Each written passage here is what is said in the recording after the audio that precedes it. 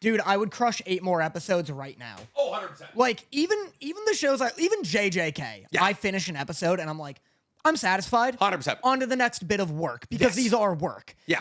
Marriage Toxin, I finished episode 2 and I was like, fuck, what do you mean there's no 3? I literally I watched it today because you were like, I misinterpreted what you told me the other day where you were like, I've watched 3 anime, it's Nippon Sengoku, Liar Game, and Marriage Toxin. And I thought you said that Liar Game is the best out of the 3, so I should watch that. No. So I watched that and I was like, this is hot garbage. And so I was like, all right, cool. I'm not like, if Marriage Toxin is worse than this, I'm not going to watch Marriage Toxin. And then apparently I got that wrong. And I sat down today while I was eating lunch and I was like, I'll just watch Marriage Toxin right now.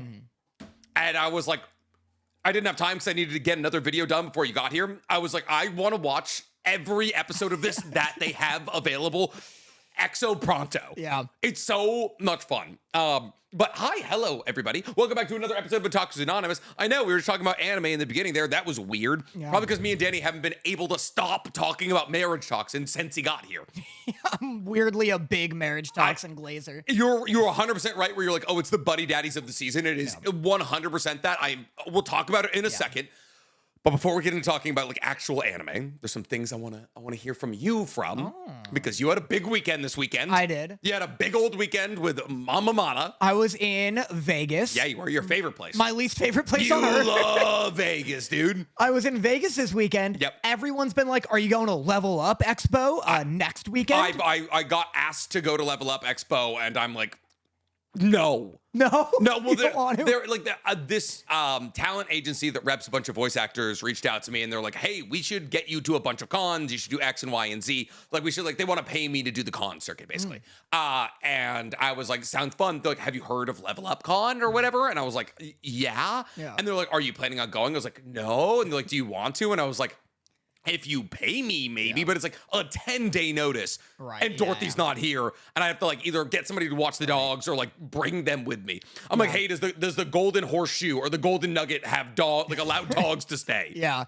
I guess if you really need it, I could swing by and I'll like take care of them. But like, I haven't heard from her in a couple of days. Do you remember when we were at Level Up? I knew you forgot. What do you mean? You don't know why we're tied to Level Up Expo? No. That's where we fucking wrestled. No, we wrestled at Anime Las Vegas.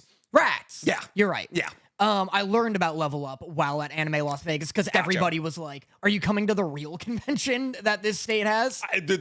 So Level Up is bigger than Anime Las Vegas? Yeah, that was a sizably big con. It was cool, but I mean, Hannah, our friend who lived in Vegas, who now lives in the Ivory Coast. Yeah, she's in the Côte d'Ivoire? She's in the Ivory Coast. That's wild. And owns a lot of land. I imagine that land in the Côte d'Ivoire is cheaper than it is here. She like inherited it. I gotta bring you up to speed. It's like actually crazy. Holy shit. I'd leave Vegas for Côte d'Ivoire easily. But she lived in Vegas like her whole life and it was like Level Up Expo is like the big one. And now all of these content creators are like DMing me and being like, are you going to be in Level Up? And I'm like, no, because I was just in Vegas. Yes. And then I'm going back for Magic Con the weekend after this weekend. Yes, in 2 weekends is Magic Con. Yeah. Which, by the way, I'm not doing the live show with Ben Bateman. Yeah. Damn. I know. You love Vegas. I love Vegas. Magic. I know. I'm going to be in New York next weekend. Oh, at least you're, next weekend, right? Next weekend, yes. At least it's not because you didn't want to. No. Anyway, I'd go play Magic fucking in Las Vegas every day of the week, baby. Now it's the only card game you can play at Vegas where you don't lose money. Well, not the way we'll be playing. Yeah, fair. Yeah, I was at WrestleMania. Last year, I told you that we liked it enough. We had a good time, but on the drive back, I was like, hey, let's hear what the masses think. Let's put on a podcast. We found Wrestle Talk. Yes. Run by a couple of Brits who I love now. You did a masterclass in, hey, Mom, I'm going to listen to this for a a couple of hours here. Yeah. She liked it. She's now a big Wrestle Talk fan. Oh, as she should. As she should be. Biggest wrestling podcast in the world, apparently. Biggest. They have like 1 million subscribers. Good. Not jealous at all. Yeah. And on our drive back, from this WrestleMania experience that cost me like $6,000 and everyone, we both enjoyed. Yes. They're like, so Ollie, was this the single worst WrestleMania in history? That was last year. That's all the whole discussion. This was last year. Yeah, last year. WrestleMania last year was bad. Yes. Saturday, because WrestleMania is Saturday and Sunday. Saturday this year, way worse than last year. Like the worst wrestling I've ever seen in my life. Like compare it to Revolution, which we went to together. Like not even close to. It was like as good as when we wrestled. You know, like. There was nothing memorable about it. Nothing felt dangerous. Revolution, like, reignited my love for wrestling. It made me a wrestling fan. Half of the the Instagram reels I get nowadays are professional wrestlers. Like it is, I am so bought into wrestling right now. I'm like on Kenny Omega's timeline. I'm on obviously like Ricochet's timeline. I'm fucking keeping up with everybody. Yeah, I know. You texted me and you were like, I might be into wrestling now. Oh yeah. Saturday was like abysmal. I couldn't believe like big old slap matches and like a bunch of like mat plays kind of thing. Like just like boring. It's a bunch of like they'll do one medium thing where it's like big slap and they'll be like oh, and then they'll like circle for a bit. There was no big like crazy stunt. Like when we saw AEW, they were doing shit that like we've never seen before, and we don't know how it didn't kill a guy. 100%. Like, they would, like, flip a guy around like he's a pizza, and then he'd land on his neck on someone's knees. Yeah, they were doing, like, backbreakers from the top rope, like, crazy shit. So that was a bummer. And then Sunday was way better. Sunday was, like, actually really exciting. Not as good as AEW. And I don't know if anything ever will be. I think I'm just like an AEW purist at this point. That's very fair. That I feel like that's a sentiment a lot of people are leaning towards nowadays. I don't know how AEW's stories are. Like, a lot of people are into, like, WWE's, like, characters. Yeah. I just know that AEW's wrestling itself is, like, more extreme and more fun. Yeah, Ricochet told us that the AEW has 2 writers, as opposed to, like, the WWE has, like, 8 or something like that. So I'm imagining that it's, like, they write a lot of their own shit. Yeah, I guess and then it's like, oh, they are this persona that fits in here, X, Y, and Z. They bounce off the writers, that kind of thing. But it's, like, much more freeform. Yeah. And so, like, I think they're just, like, outperforming from, like, actual wrestling products kind of thing. Because, like, I wonder... Because I genuinely, like, I could see myself being bought into wrestling. I do not know if I would keep up with any timelines or, like, any storylines. I'm like, oh, no, they're exes. Oh, they just got a divorce. Something like something like that, right? Yeah. I don't know. That's so interesting. Because a lot of people... I wonder if, like, wrestling fans hate that take in the way that anime fans hate, like, people who just watch for the fights. Gotcha, yeah. You I only watch JJK for the fights kind of thing. Yeah. And they're like, oh, what? You don't care that Rey Mysterio's son ended up betraying Rey Mysterio and is now with... You shockingly know a lot of wrestling lore. Rey Mysterio's son is fake married to... It used to be Rhea Ripley. Yeah. It used to be. Now he's with Liv Morgan, who is literally just Margot Robbie. Robbie. Good for this very average-looking guy. Rey Mysterio's son. Bad-looking guy. He's like the most 4 out of 10 in the history of 4 out of 10s. He looks like a Ford F-150. Yeah, Morgan Ripley? Liv Morgan, who looks like Margot Robbie. Yeah. That's, good for him. She's like the Bratz doll version of Margot Robbie. Oh, my God. Oh, she's tiny. Yeah, she is whittle. Oh, my God. Oh, she is sick. I get Agreed. it. I hate this. Oh, well, now that I'm seeing Rey Mysterio's son with long hair and a mustache, that's a little better. He looks like a nutcracker. That's a little better. He looks like a Viltrumite. He looks like a background Viltrumite is what he looks like. He looks like a more racist Viltrumite. 100%, dude. Oh, yeah. No, this is my new hyperfixation. All right, cool. Yeah, I thought it might be. Oh, that's good. She's cool. I agree in all the ways you agree. Oh, wowie wow. Okay, cool. Not going to be weird about that at all. Dorothy has been gone for 11 days, ladies and gentlemen. Yeah, Dominic Mysterio does have a weird track record for a man with that hairstyle. Now Rey Mysterio is in the AEW. No, he's not. He wrestled at WrestleMania. Who am I thinking? Sin Cara. Sin Cara's in the AEW. That's you ever seen montages of Sin Cara being really bad at wrestling? No. He is not good. He's not great. He's like, even at AEW, he was not great. He's not the best like luchador I've ever seen by far. Well, there's just a lot of montages of him like botching shit. Yeah. Like, where he's like, his gimmick was he'd jump on a trampoline and like clear over the top rope to get into the ring. And so many times he just like clip his thighs and like barrel into the ring. No, and he's got to play it off here. I mean, I watched the there were so many influencers at WrestleMania. It was like everybody under the sun got invited, which makes me think you very easily could have just gone for free. Probably not the way we talk about WrestleMania. Fair. That's actually very fair. We could go to more AEW. We could go to all the we have a literal AEW plug. I want AEW to like fly us out to Australia to go see whatever they're doing over there. I'd love to go to their WrestleMania. Oh, whatever that is. It was probably Revolution. Maybe, I don't know. I think that was their biggest thing. I have no idea. It was like definitely like a big thing. What is AEW's? Let's see if the internet gets this question. People told me that like the free show after Revolution, like, you know, the equivalent to like Monday Night Raw or whatever, was like even sicker than Revolution. Like their regular free programming is as good, if not better, than like a pay-per-view from WWE. That's crazy. Yeah. AEW All In is widely considered the AEW's equivalent to the WWE WrestleMania, held annually in the late summer, most notably at Wembley Stadium. Dog, we should go to the fucking UK. Brother, get us out there. Oh. Start hitting up a Ricochet. Oh my God, I'll text him immediately. Are you kidding me? I would be like, yeah, dude, give me tickets to All In. But yeah, Sunday was a lot better. It was like CM Punk versus Roman Reigns, which I know doesn't mean anything to you. But it does. I love CM Punk. Right. I'm lukewarm on Roman Reigns. Like I feel like everyone else is. It was pretty cool. CM Punk bled. There were some like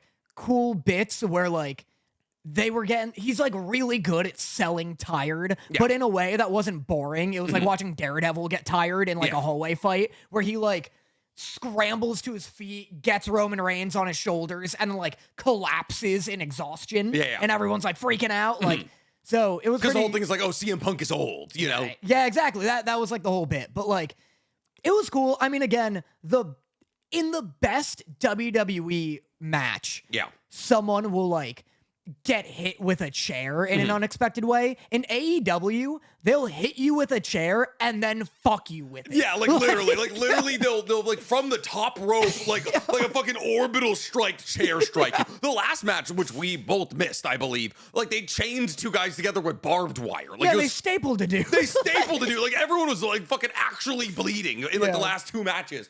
And like our number one complaint was it was too much wrestling. Yeah, apparently that's like a wide complaint in the AEW sphere, which was good to hear. People were like, 6 hours is too much wrestling. Yeah, I want to see it all, but like, fuck, is it hard to hold my attention that long? But anyway, better than last year as a whole. And you flew this time, so that's no, I didn't. I drove. Oh, you did? Yeah, but it was just me. So you just solo drove through just raw dog to drive. The worst part of America here? the drive from LA to Vegas, for those of you who have never done it, you drive past a town literally called hell. Yeah, and then after that, you drive past nothing at all for 100 miles. And then there's ZZYYXX Road. Yeah, there is Zizix Road. Zizix Road, because they wanted to be the alphabetically last road in the country. And then you drive past the biggest gas station in California, which is like 6,000 square feet massive, like maximum. Yeah, there's like an 80-mile stretch where they go next gas station in 80 miles, and you are white knuckling if you're not above half a tank of gas. Yeah, it's a fucking awful drive. Yeah. But yes, well, that's fun. I'm happy you enjoyed yourself. I wish I was out there with you. But first, we gotta talk about today's sponsor, HelloFresh. Yeah, it's me doing the ad this time. You thought it'd be Nick, but it's not. And frankly, I didn't actually know he was doing these the whole time. I didn't know we had ads. Nick's busy though, so this one's on me. Let's get into it. We as a country have lost an art. The art of a home-cooked meal. Nothing's personal anymore. You don't hang out with people in person, you hang out with them over a Discord server. Everyone's always getting takeout, getting their meals delivered to them, eating at restaurants. Whatever happened to creating art in the kitchen and then sharing that with the people you hold closest? Well, HelloFresh makes it incredibly easy, incredibly convenient, and incredibly delicious to share a home-cooked meal with everyone you love. HelloFresh sends you recipes and the exact number and type of ingredients you need for those recipes right to your door. And their variety is insane. You're able to choose from over 100 different recipes each week, including cuisines from all around the world and cozy meals that help you beat the winter blues. And I get it. just because winter's over doesn't mean we're leaving bulking season. All right? Every season is bulking season, which is why it's awesome that HelloFresh allows you to choose from over 35 different high-protein meals, as well as wholesome meals with ingredients that allow you to feel great, like sustainably sourced seafood and 100% antibiotic-free chicken. HelloFresh makes it so convenient and so fun to cook a meal for yourself and all of your friends. Impress your friends with a wide variety of gorgeous, delicious meals from HelloFresh's vast catalog. Choose from over 80 global recipes every month, including Moroccan, Vietnamese, and Caribbean. Because when dinner tastes this good, nothing hits quite like home cooking. My girlfriend and I personally really like the vegan mushroom French dip sandwiches, mainly because they're very easy to make. They're very easy to make, they taste good, and they're super filling. I'm a bad cook. I'm not good at most things that aren't this. And this tricks my girlfriend into thinking otherwise. Go to HelloFresh.com/otakus10fm to get 10 free meals. And I have to read this because it's the longest name ever. A free NutriBullet Ultra Plus 2-in-1 compact kitchen system, which is a $189.99 value free on your third box. You get the NutriBullet on your third box. All I did this weekend was golf, and that's my cold open. I'm incredibly addicted to golf. It's so bad. God, your 30 is barreling towards you, huh? Danny, it's all I can think about. I've never had. I play pickleball. And I'm like, oh, I don't want to get better at pickleball. I don't want to compete in pickleball. It's a joke. It's a hobby sport. Christ. I'm paying for lessons this weekend in golf. Like I'm taking it so goddamn seriously. And I'm not regular golf, right? Not Top Golf. No, like regular. Yeah. I've golfed like 72 holes in the last week. You got gloves? Oh yeah. Well, okay. one. Right. One, but my hands are getting tore up. Really? Tore up. Look at. I got two. I got two of the. I got two of the fucking bubbles. Whoa. Yeah, I did two. I went to the driving range at 7 o'clock in the morning this morning. This is not intended to be rude. I'm looking for actual information. Oh, yeah. In terms of becoming competitive at golf. Yeah. Do you need to have started younger? Or are you at prime competitive golfing age? I am not at, kind of. Like most pros, most of the best pros are around my age for sure. Right. Like some of the best pros are people golf into their 50s at a high competitive level. Yeah, that's true. That makes sense. But I golfed a lot as a kid. And then I didn't golf between the ages of 14, maybe 13 to now. So I haven't golfed in 16 years. Right. And I'm and I was fucking good when I was young. So I'm getting back into it. Yeah. But yeah, I want to golf too much. So cool. I need my car back. That's the fucking thing. I need I'm doing one 30-year-old hyperfixation at a time. And now that my fucking RX-7 is sitting in a shop for a month, I'm just gonna be ravenous about golf. We're such weird polar opposites where I just bought a wallet chain that's all Beyblades. Let me show you. You gotta I immediately have to see this. That sounds like. Well, that's the beauty of a wallet chain that's also a weapon, is that if anybody reaches for your wallet, they get sliced up on your bays. Boy, is this a weapon. I can't enlarge it, but it just delivered, apparently. Huge for the gang. But I'm hyperfixating on shit for children, and you're hyperfixating on shit for people adults. 10 years older There's than you. There's a big 2 years between us. This was 80 unironic dollars. It's 10 Beyblades. It is. It's 11 Beyblades. If you account for each one being around $10. Yeah. Wow. That is incredible. That is the most obtrusive thing you could staple to your pants I could imagine. Oh, this my 11. Let me. Oh, wait, hold up. It's hooked on my loop. It's hooked on my other loops. I'm sorry. Hold up. Don't battle me. I have to unhook one of my 11 Beyblades. Don't rip. Dude, every conversation. Asking a Beyblade not to rip is fucking intrinsically against its nature, Danny. Every conversation I start for the rest of my life is gonna start with this. These. Oh, let me tell you, this is just the best $80 I ever spent. I was hanging out with fucking Ryan, the Potter. Yeah, one of those. One of them, yeah. The lead in Big Hero 6. Yes. All those years ago. Hero in Big Hero 6. Yeah. Not the lead. The older brother. No, Hero's the lead. He was... If he was Hero, he's the lead. The Hero? Oh, maybe he was. Anyways, he's also Beast Boy.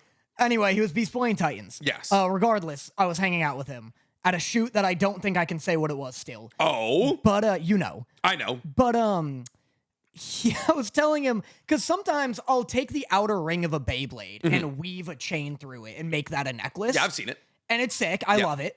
And I was like, dude, I got to get some engineer to figure out a way to let me put the whole Beyblade through that chain, but also make the chain rippable, where all I need is the little handle thing. I rip the Beyblade, weave the necklace part through it, and then rip it with that. Yeah.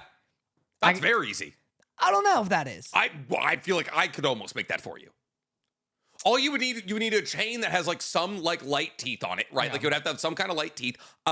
It would be stuck through it, and then it would have to be able to. It would be like on the Ripper, but you have to like a miniaturized version of the Ripper.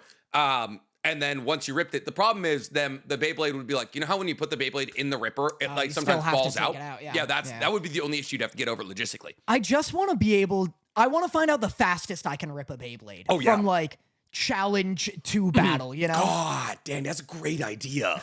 That's a great day. Oh, no, they're going to steal it. Danny, they're going to steal this from us.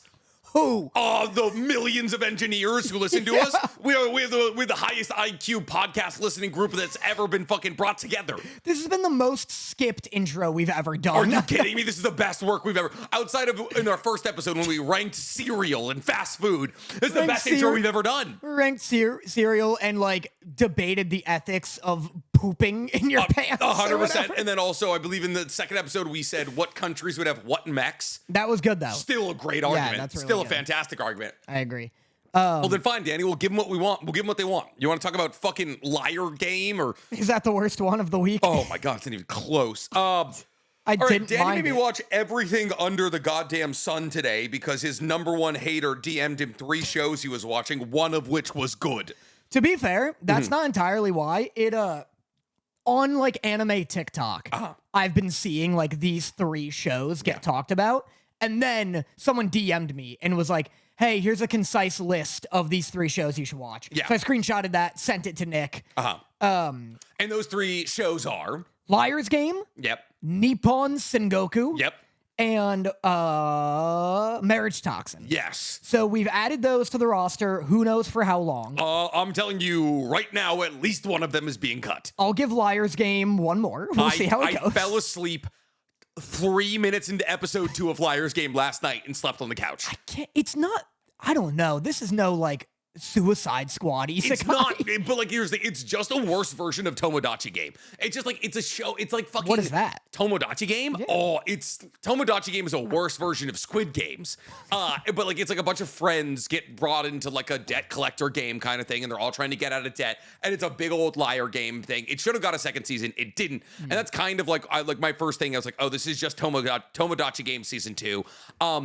The main characters of Liar's Game are so deeply unlikable, just so generically awful. The main character is a girl by the name of Nao, and she's like named like Truth or something in Japanese, and her whole gambit is, wow, wouldn't it be nice if the whole world was kind and unapologetically honest and all of that. And it like the first 3 seconds. There's no intro to the first episode. The first 3 seconds is just her at a police station being like, I found this coin. And you're like, did I accidentally skip forward here? Well, and they're like, the cops are like, huh, what an idiot. Yeah. Like she hands them like, how much money is that? It's like 3 yen. Like it's the smallest denomination of yen coin. It might be 1 yen. It was like 1,000 yen, I thought, right? No, I mean, maybe. Yeah. Well, how much is that? In Well, dollars? they don't make a 1,000 yen coin. They make a 1 yen coin, a 5 yen coin, a 10 yen coin, and maybe a 500 yen coin. How much would the highest coin be in US dollars? 33. No, a 500 yen coin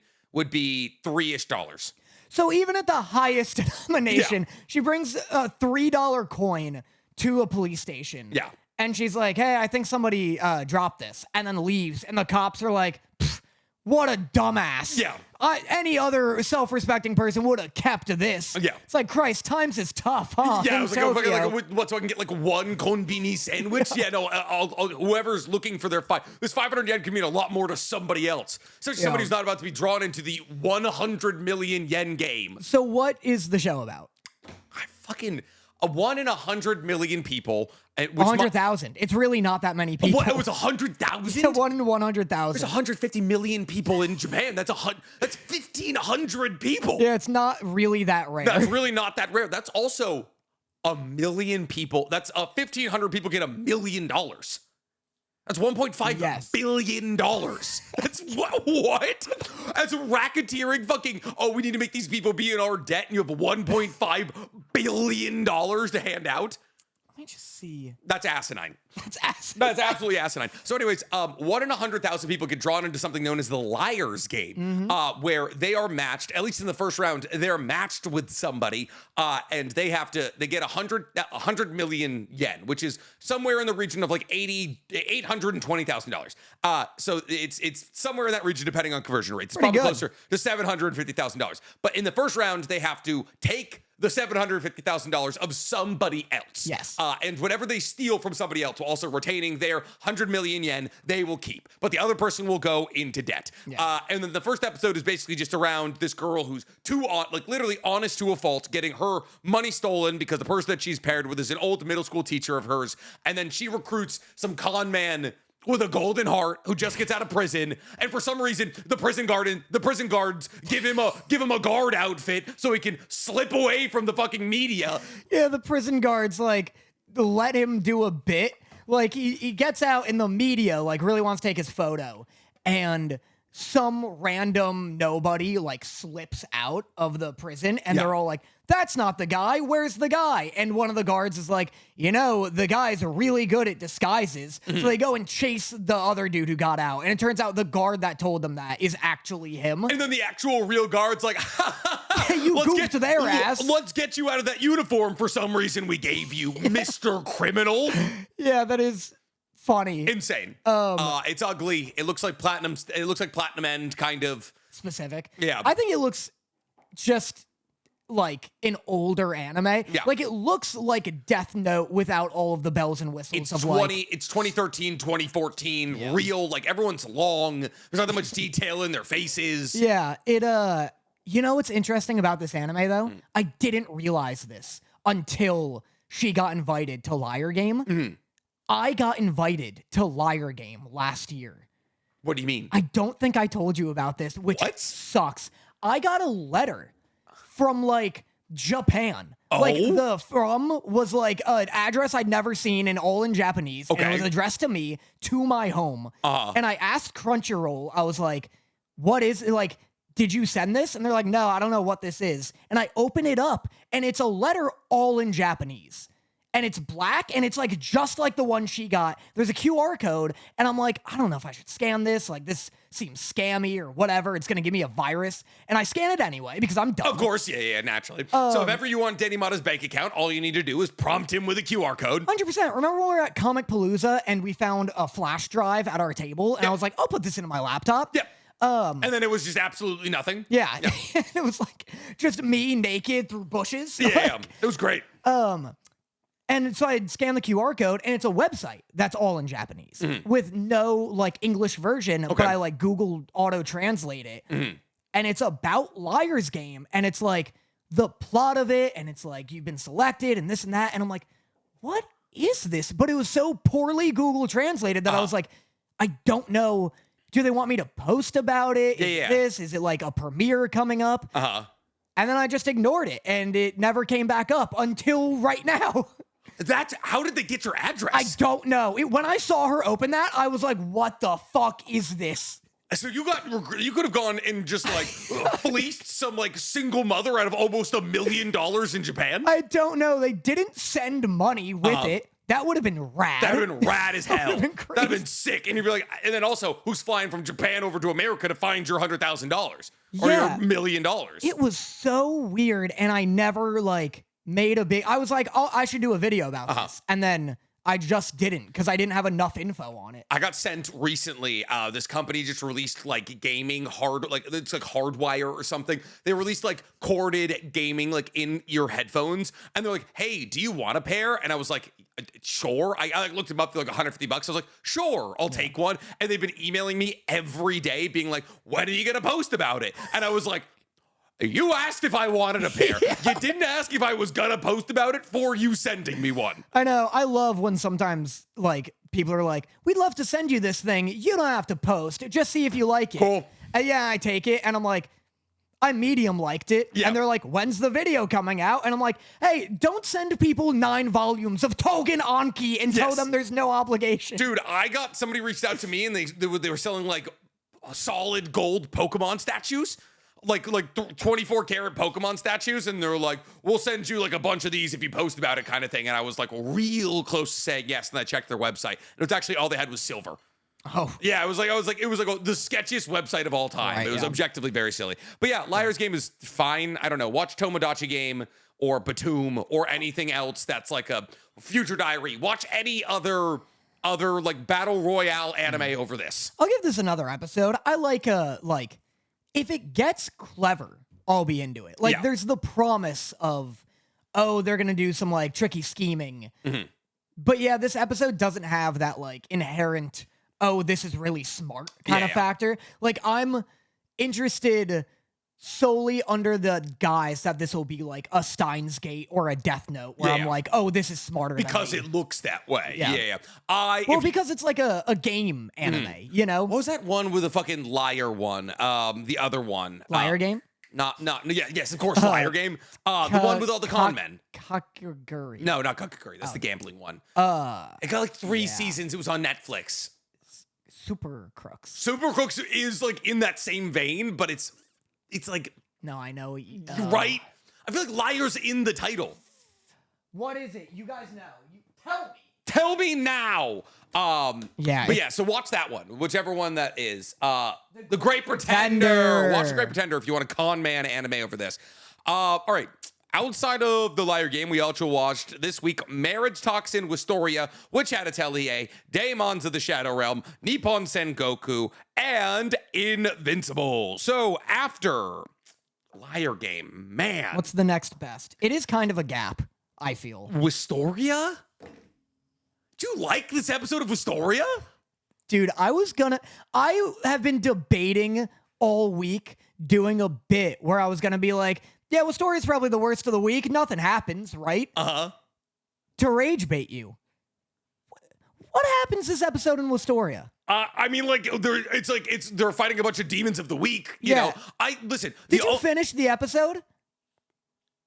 Yes. Okay. I did. Okay. I mean, like, so yes, I think we're saving budget. Listen, I'm not saying that Wistoria is bad. This felt like a budget saver episode. Wow. Yeah, I like there's like a slightly fun fight between Will and the fucking whatever they call it, Devinis or whatever the fuck. Which is just, it looks like Cooler. It looks like Cooler had a baby with like hollow Ichigo. Oh, I see. The man Cooler. Yes, the man Cooler, not the actual Cooler. That is brother like, Freezer. It looks cool. No. He looks like Cooler, yeah, the strongest in the universe. Yes. But like this episode is, I don't know, like it's just them fighting a bunch of the same demons. Yeah. For some reason, the dwarves who are able to battle against these things that can kill mages are never once called into combat because of generational racism. Also, I love them being like, hey dwarves, sorry about the years and years of mistreatment. Can you come die on the front lines for us? And you know what? They're down. I can't believe they were down. And there's like, yeah, sure, we'll grab our wooden mallets. Yeah.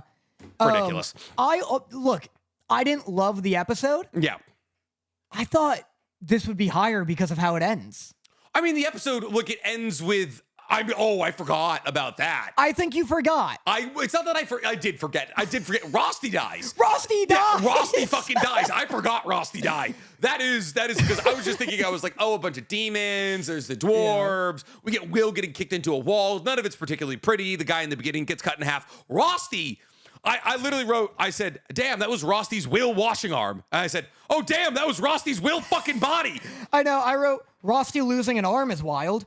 Rosti dying is wild. Yeah, like fucking that was absolutely, because literally last episode we were talking about like, oh, it's so cool that Will can be like shipped with either Colette or Rosti, and then immediately just karma came for Rosti apparently. Yeah, shipped on the fucking river Styx. Yeah, oh my god, like I was like, okay, cool. It's like one arm down. It's gonna be harder to make crafts. Straight through the chest. I don't know how you jumping in front of the sword of a demon that's able to kill grand machinuses or whatever the fuck is gonna slow it down enough to save Will's life here. I don't know. Rosti, after the arm was gone, Rosti was like, whatever, take the rest of me. I don't give a shit. and then just like turned into dust. Yeah, it turned to dust. Huh? Why? I couldn't tell. Magicules? Yeah. Something like that?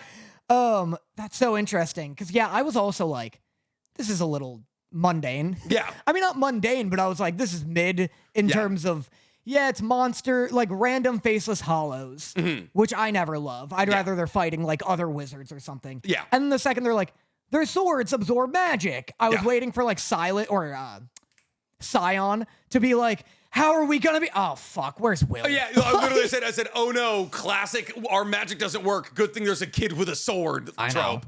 I know. Yeah, it is like, that's so funny. It's like, fuck, it's gotta be Will. It's like Roger and Family or an American Dad. They're like, oh god, how does this keep happening? Yeah, I love that clip where he's like, I hear this teacher's the best in the biz. It's Roger. It's gonna be Roger. It's gotta be Roger, isn't it? Yeah. Yeah. It was fine, but yeah, then Rosti died, and I was like, oh, I guess I do have something to talk about. Oh, that's absolutely the biggest and most important takeaway from this episode, because like outside of that, it's just like, oh no, they can absorb our magic. Good thing we have the laggard. It's not as big of an animation drop as like season 2 of Black Clover. Yes. But it is. Oh, it's noticeable. It's a little noticeable. But then when Rosti dies, it's like he was sucking up the budget. Yeah. Because then they animate it pretty cool. That's why I think that this was an animation. That's why I was like, oh, this is very clear like a budget saver episode. Yeah, maybe. But we didn't have budget saver episodes in season 1. Yeah. So it makes me think, I was like, oh, did they spend too much money on season 1? They were like, we can't be blowing JJK money on Wistoria Sword and Wand season 1 here. Yeah, I don't know. We'll have to wait and see, because I can't tell. Even if this is like the budget of it, this is still like, it looks good. It's not that it looks bad. It just doesn't look as crazy as season 1. Yeah, and it's hard to not see that. It's hard to, because like also a big reason to watch Wistoria is unfortunately how beautiful the animation was. I feel about Wistoria the way you felt about Sentenced to be a Hero, where I'm like, this is fantasy slop. Oh, it's magic slop. 100% it's magic slop. And it's like, if the magic slop's not going to look good, I'm like, I can get this from any middle of the road isekai, you know? I like Will as a main character, but like not enough for me to be like, okay, cool. If this universe doesn't build out into something interesting with cool fights, it's going to lose me, you know? So this is not the best episode of Wistoria. Should we get, I don't know, Daemons? Yeah, dude, this show is not good yet. It's not, none of these 3 episodes have been particularly interesting. Is this going to be your Nick hates anime season? Dude, this is a Nick, listen, I'm so down on everything we watched this week. Except for like, if I hadn't watched Marriage Toxin right before we did this podcast, I would be pissed. But I'd be lying to you if I didn't say right now I wouldn't pause this podcast so I could go downstairs and watch the 2nd episode of Marriage Toxin. I fucking love that goddamn show. So if you're not watching Marriage Toxin, you're doing something wrong. Everything else we watched this week pissed me off. That's so crazy. Even Liar's Game, I was like, this is fine. Like, here up, I'm pretty happy with everything else we watched. I will say Daemons is slower than like Witch Hat. Run off. To me, what happened in this episode of Daemons, real quick. That's tough. Yep. There was the onigiri. Let me see. Yeah, I wrote I could watch her open onigiri, CGI onigiri all day. I do. My favorite part of this episode was the fact that when she was opening the onigiri, the string part lagged on the part that always gets stuck, and I was like, that is incredible attention to detail. I like seeing her do the string. I like that when she unwrapped one side, it gets like a little onigiri'd, and she like pushes it back in. Yep, that's good. Yeah. All relatable stuff. All worth the budget. And then, considering the fact that the rest of the episode was dedicated to them eating a varied assortment of other bento boxes. Yeah, so this is episode 3. They're at a gas station for a lot of it. Yeah. We get to see a very frightening anglerfish. Do you watch these? when we Oh, I watched watch him. Oh, the angler. Okay, yes, the guy who The lantern the fish. daemon that he uses to kill the fucking stalker. Yes. real spooky like Chainsaw Man ass demon. This mangaka loves little hands grabbing people so much because it's also every time the door of truth opens, it's always little hands grabbing people's body. Yeah, this mangaka is terrified of the concept of a bunch of hands. Yep. Especially considering like it's already a big spooky anglerfish. Yep. Like he's standing in its mouth. That's scary enough. That's good. You got him. If anything, once the hands started showing up, I'm like, this is less scary than getting eaten by the fish. About to be eaten by an anglerfish. And the woman that I stalked into this elevator, I was going to kill anyways. I'm stabbing the thing she turned into. You best believe I'm going to try and stab my way out of that situation, you know? I'd be paralyzed with fear, probably. 100%.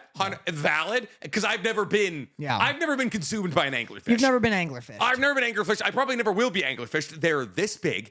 Did you know that? An anglerfish is like legitimately the size of a quarter. I know one came to the surface and it's like the size of like a plum pit. Yeah. And so I'll probably never be anglerfish unless, you know, for some reason, like radioactive anglerfish, something like that. I feel like I'd stab my way out. I'd be like Omni-Man making his way out of that bug. I'm working my way out the guts. No, it's got too many exterior teeth. Anything with teeth on the outside is too scary for me. That's a good point. Yeah, right. It's a real like Venus flytrap situation. You're not once you're in there, you're stuck in there kind of thing. You're not you when you're getting anglerfished. Yeah. Is he in hell now? I don't know. He's dead? Yeah, he's gotta be. He's definitely dead. Well, he's dead for sure. I like this guy.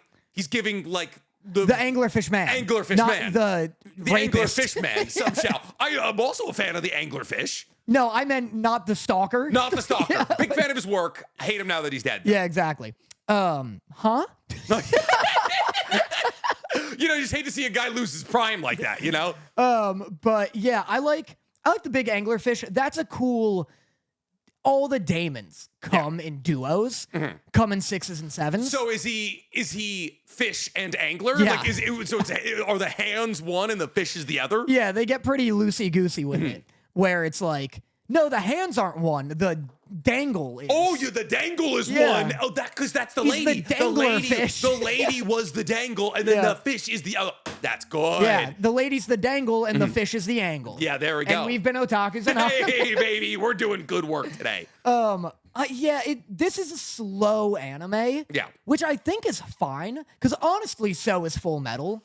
Full Metal doesn't get like what I would identify as like good until episode 6 when you get the Show Tucker stuff. No, that's 3, unfortunately. That's episode 3? Of Brotherhood. I don't know when it is in regular, but I'm like, we need a Show Tucker episode. 100%. Because like, saying Full Metal, Brotherhood's not slow. No. Episode 1's too fast, where it's like, I tried showing Sarah and like another friend of mine, and they're like, it's so much so soon and so confusing that like their eyes glaze over. That's the majority of that's not in the manga.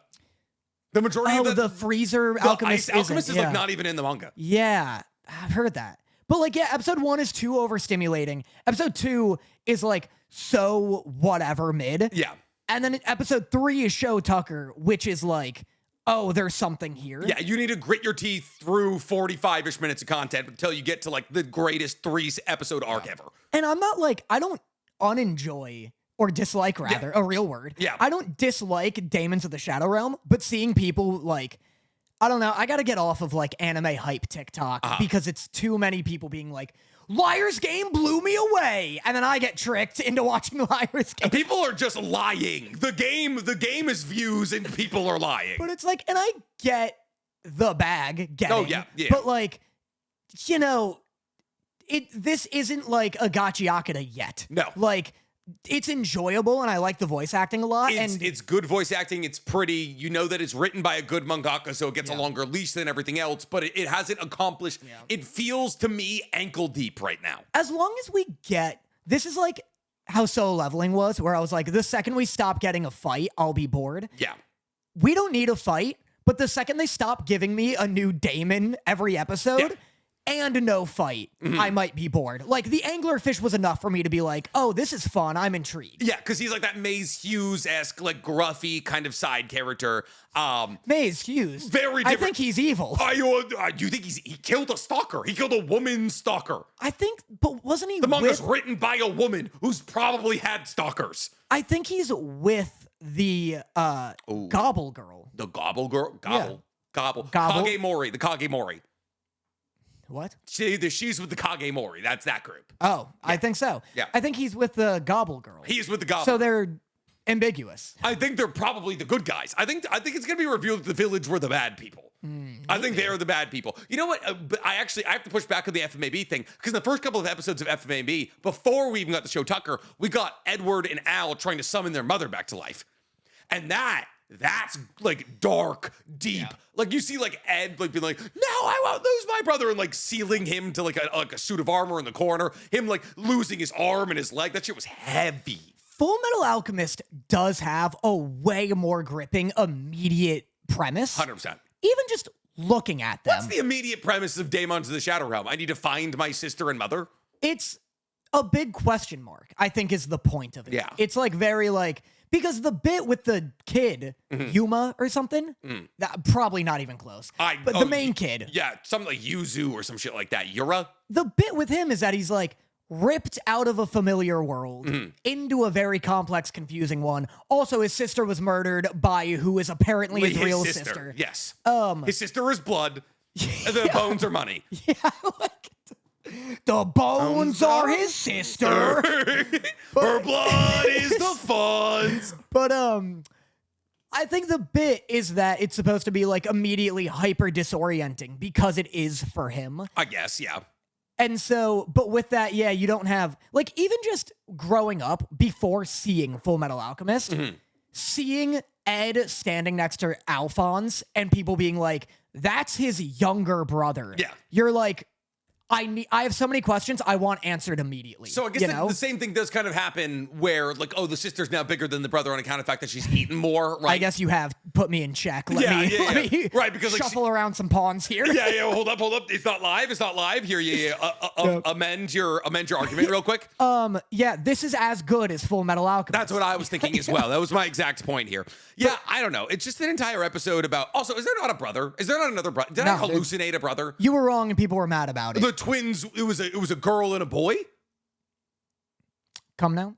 The twins. It's the girl and the boy. Okay. The other guy was just his friend. Okay, so that's not his brother. No. Because they were like, oh, these babies are twins. Yeah. And then they weren't like, this one's got a penis and this one doesn't. And then immediately, the first person they show is not the sister. It's like his friend who also has black hair. So I was like, oh, that's his brother kind of thing. Well, he has blonde hair. So if anything, none of them look like him. Well, no. The first person they show after him is his black-haired friend. So I was like, they're twins. That's fair. Yeah, but obviously fraternal twins can be like male and female, but yeah. Yeah, I don't know. Just to push back one more time on Full Metal, when I was doing my reaction series, right, Shadow Tucker episode, fantastic. Yep. I remember so many people were like, it's not until you get to episode like 20 that it becomes like, oh, I get why this is considered peak. Not that episodes 1 through 20 aren't good, like they are. I'd argue, if anything, the middle part of Full Alchemist is the worst part. I think Full Metal Alchemist is like, just gets better from beginning to end, and it doesn't really slow down. Everything around like the envy, lust, gluttony, all the homunculus is really good. When you get to like the fucking chimeras, like all father. Yeah. Like late. I guess it's like that's like middle late. FMAB is the only weak part. It's like the early 50s in the episodes. That's the only weak part for me. You talking about like the zombies? Yeah, kind of. Yeah. That's so cool because Mestria is like fucking evil, and Salim is fucking spoilering. I don't know. It's pretty sick. But I'm not saying there's a bad part of FMAB. I'm just saying, like, I wouldn't tell somebody that, it doesn't get good until episode 20, because I'd say it's good rather immediately. I agree it's good, but it doesn't become like, oh, I get why this is considered like one of the best of all time. And I'd say right now, Demons of the Shadow Realm, worst title ever, maybe. Yeah, Daemons of the Shadow Realm. Daemons of the Shadow Realm. Which sounds like a Yu-Gi-Oh card. 100%. I don't know. It is good. I don't dread watching this. I don't dread watching it either, but in the way that, like, I'm not excited for Wistoria, but I will watch it.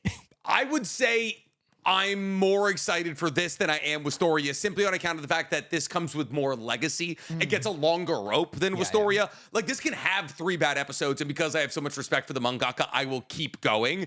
And like, this is the kind of show that, like, it's not bad enough for me to ever really be like, well, I can't watch it again this week. But I won't sing the praises of Daemons the Shadow Realm. It just, to me, feels ankle deep. The power system's not all that complicated. Okay, like, everyone has daemons. We haven't fleshed out what a daemon is. We haven't fleshed out the daemon realm. And I'm sure at some point we will. But like, it's just like, so the power system is like not that deep. The characters are less compelling than they are in Full Metal Alchemist. The action isn't all that interesting. Like, there's some good action sequences. Like, I like the gobble shit. I like him like fucking lacing that girl with arrows.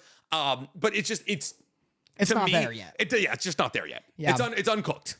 Yeah. I think once Left and Right get some more like screen time, that'll be fun. The fuck. Apparently you can just rename them to whatever you want. They're like, hey, you name us what you want here. And it's like, so what, it's Left and Right arbitrary?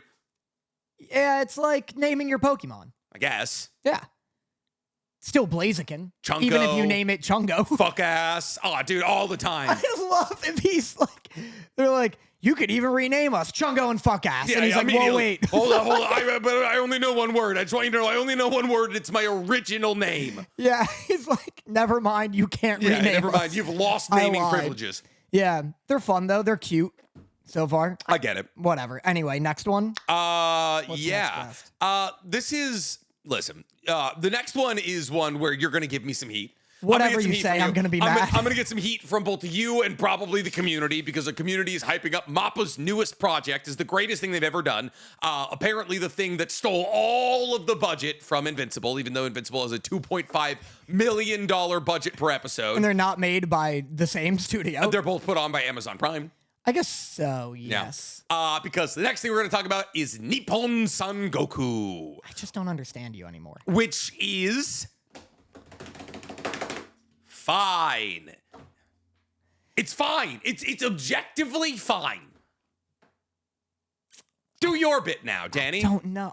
My bit is leaving. Please. It's so cool. It's so... Have you seen all 3 episodes? No. Oh. I saw the first 2. Okay. I didn't know 3 came out. The first 2 episodes are good. I would even reckon to say that the first episode is great. The second episode is good. The third episode literally put me to sleep. That's crazy, because 2 ends on like a cliffhanger. Of like, they're gonna go fight this guy. Yeah, that's fair. Yes. So please explain what it's about, because I am a little confused, kind of. Fucking what is Nippon Sengoku about? Everything, literally. Hey, by the way, do you want a crash course in fake Japanese history? It's an intense first like 6 minutes. It's an intense they do it every episode. Every episode, the first 3.5 minutes are like, there was a battle, here are the people involved, and now they're gone. And it's gone. It's like South Park fucking stock market, and it's gone.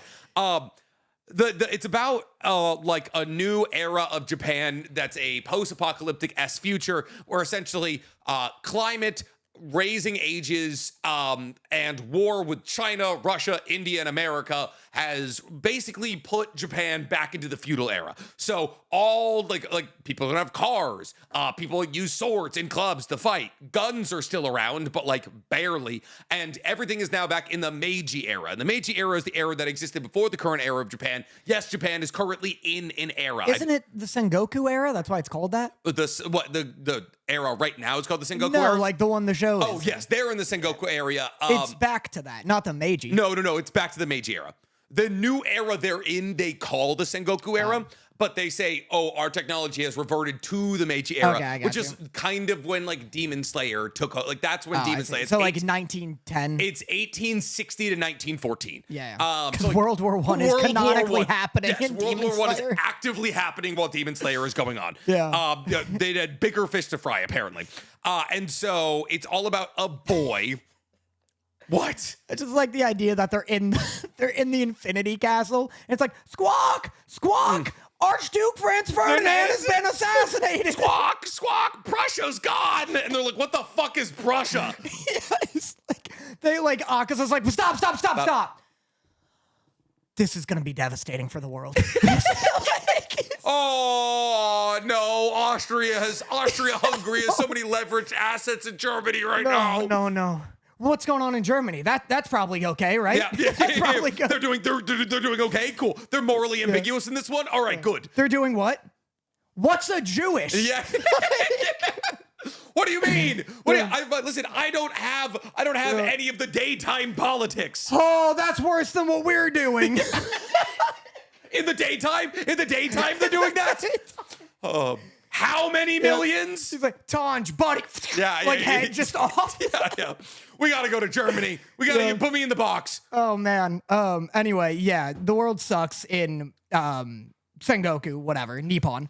And there's the main character whose name is Chizuru. I never know. And he's married to a lady who is obsessed with calling him a pussy. And She's mean. And because objectively, he kind of is. Yeah, he sucks. And then the one time she decides to not be a pussy gets her decapitated. Yeah, which is pretty hard. Which was hard. I really thought, I usually have a good, radar of when a character is just there to die. Yeah. This one, really snuck up on me. They're falling asleep, they're giggling, like a tax man is stealing money from local people, and she walks up and she's like, taxes aren't supposed to be collected today, blah blah blah. I'll call this person or that person, and basically gets this person, this tax man, to stop taxing all these people, drives them out of the town, and then both him and his wife are sitting in bed and they're giggling, they're like, ha ha ha ha, we did such a good job, and then he wakes up and she's not there. Yeah. He wakes up and there's a trail of blood out of his house. I was like, either this guy is the deepest sleeper of all time, or literal ninjas abducted this woman. They got her. They done got her. Sometimes they just get you. She could have just done it to herself too. I feel like that's a theory we need to consider. Well, he wakes up and there's a trail of blood leading to a box, and the fucking tax guy's like, that's your wife's head. Here you go. Do you want this? And he's like, what's in the box? Yeah. This anime is gorgeous. It is. For those who don't know, Mappa is animating it, and it's one of the shows. Mappa's so weird about this. Mappa, I feel like, has two different companies, and one of the companies is the one where they play their motorcycle intro at the beginning, and then the others are their really good anime. It's weird. Scathing. To the motorcycle ones. Like JJK, right? Yeah. JJK, they don't do it. I don't think they do it in Hell's Paradise. They do to Hell's. Oh, do they? Yeah. That kind of makes sense. That makes... It's a scathing. It's buckets. Oh, they didn't do it to AOT. That's correct. Yeah. Yeah, Mappa is weird because they'll give you an AOT where the budget is seemingly non-existent, and they'll be like, yeah, Nippon Sengoku should probably be the best looking thing you've ever seen. It's gonna be black and white, but also look like it was painted in pastel-y watercolors, kind of. Yeah. It's one of the coolest fucking things I've seen, and also what I assume Golden Kamui is like. In the fact that it's drowning in historical context, yes. It's drowning in I have a 5-point reason for this, where it's drowning in historical context. It kind of looks like Golden Kamui in terms of the outlines and the character designs a little bit. It's the most hard black outlines of all time. It's uncomfortably funny. Yes. It's really dark and graphic, but has JoJo's-esque humor. Yeah, you get the chubby fatso or whatever they call him, and he's like, draw and quarter this man in 20 seconds. And he's like, no, and then he's gone. Yeah, and they do it. It's crazy. Yeah, I loved that first episode. It is this is one of those anime where I'm like, this is an expert level watch in terms of reading speed and comprehension. 100%, yes. I would not recommend this as your first anime. It is if you're reading it. Also on account of the fact that you have to have an anime brain to find interest in this is about a guy literally becoming a politician in a divided Japan to try and bring it together. Yeah. It's not an action anime. It is. There's action. Episode 2 opens with a really cool fucking spy guy, and also ends with them seemingly about to fight a dude. Yes. But I don't know what happens in episode 3. You hated it. There's a general in the Yamato army or the Takayama army or something like that which is in this one eastern or western section of Japan. Listen, it's my job to know this shit, and even I'm confused. But he climbs up. There's like a rebelling country. He climbs up an overpass and just blows a couple of guys away with a revolver. That scene is sick. But like the main character's entire gambit, he's like, I know maps and agriculture, and I will fix the maps and agriculture of this nation to like unify it so I can like drive out the people who killed my wife, kind of thing. Well, he knows maps, agriculture, and semantics. Yes. His superpower is knowing semantics really well. The grammar Nazi of all grammar. He's like, first off, she never said anyone's name. Yeah. She referred to Fatso. He made that conclusion, you know? Yeah. I like it. I don't know. It's like this scratches the liar game itch where I'm like, oh, I'm excited to see some like riddles take place, you know? It's Assassination Classroom or Lalu or like Code Geass minus the action. Like it's like, oh, if you want to watch a smart MC politic his way through the game and like rise to the top, and you're like, oh, like the action itself is the like, oh, like he gets you haven't seen episode 3, so I won't explain it, but like he does these things and things work out for him, and you feel smart for like figuring him out, kind of thing.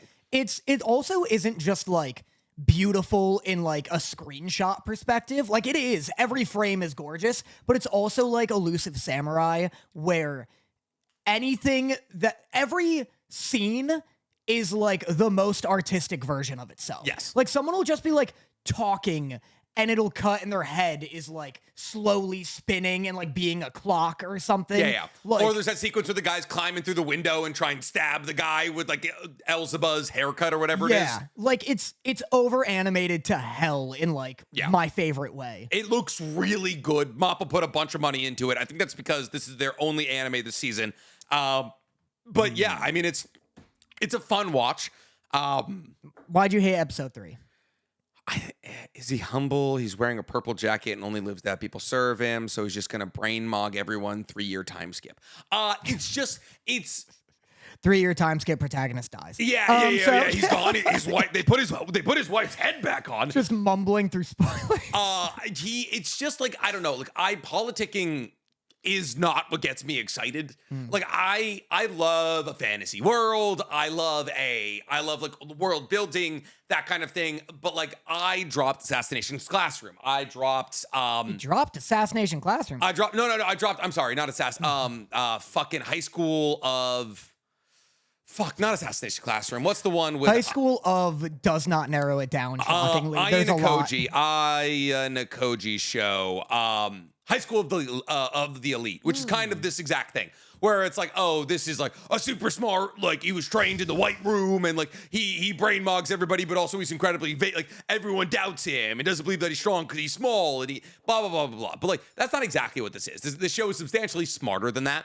But like the politicking isn't really what excites me in anime. That's just like not really for me. Like I enjoy the occasional like, whoa, he did it kind of thing. Like there's a big sequence in episode 3 where like the main character, you know, brain mogs the general basically. And you're like in that moment, you're supposed to be like, wow, such a good play. Like this was so smart. And I get that. And I get why people would enjoy that. But I'm like, that's not exactly what I like go to an anime to find. Gotcha. Yeah, you want the flashing colors. I want the flashing colors. I want, but like I also like I want the unique. Yeah. Like I it's like that. There's a reason I haven't watched like Kingdom, Golden Kamuy. I've been told to watch Golden Kamuy a million times. Something about feudal Japan centric anime lose me every time. I relate to that so hard, but it's feudal China, so I can't even argue with you. I like the only feudal anime that's ever like held my attention is like Samurai Champloo, Demon Slayer. But like Demon Slayer is like hardly even like it's not about the time period it's in, right? Like this is a show. It's just an excuse to not have that many guns. Yeah, literally. It's like this is a show built around the concept of this time period. Gotcha, You know? yeah. Like the time period is a character in the show. You don't like a historical drama. Yeah. Which is essentially what this is. And like even Apothecary Diaries isn't even like a historical drama. Like, yes, it is like, I don't know, it's the Forbidden Temple, and also it's like very much feudal like China, but like that's not a central part of the story. A central part of the story is more hinged on like Mao Mao, poison, and then like interpersonal relationships between established characters. Gotcha. Yeah. Wow. Well, This is the new orb, and you're dumb for not liking it. Okay, so you'll watch 8 episodes of it, and then we'll never talk about it again. We'll see. And then we'll be like, wow, 2027, animated best original anime, Nippon Sengoku. And you'll be like, I told you. And then we'll be like, cool, neither of us finished it. Yeah. That's exactly what'll happen. It's fun. It's fun. It looks good. And if it's your bag, you're very much going to enjoy it. It's just not all that much my bag. And this gets my week's ring-a-ding recommendation. Wow. Yeah. We do that every week. I'm going to say my ring-a-ding recommendation for another anime. And that other anime is... You've been ring-a-dinging about it all. I've been ring-a-dinging about it all goddamn day. Which brings us to our next episode, which is not anime. Invincible? Yeah. I'd put that there because I love the next two things. I love the next two things, and I have... You're going to get me shot just being on this podcast with you. The show, I'm going to find Robert Kirkman. I'm going to find Robert Kirkman, and I'm going to sharpen my forefingers, and I'm going to poke him in the gut as hard as I can. How should we go about this? Should I guess the things you're pissed about? Go ahead. Okay. Death baiting. Stop hurting people. Like, I don't Thrag's so bad. If in the next episode they reveal that Thaddeus or Thetis or whatever his fuck ass name is still alive, they're like, yeah, we have a head reattachment surgery. I wouldn't even be surprised at this moment. Imagine thinking Thaddeus is dead. Imagine not being a comic reader. I think no, he's super dead.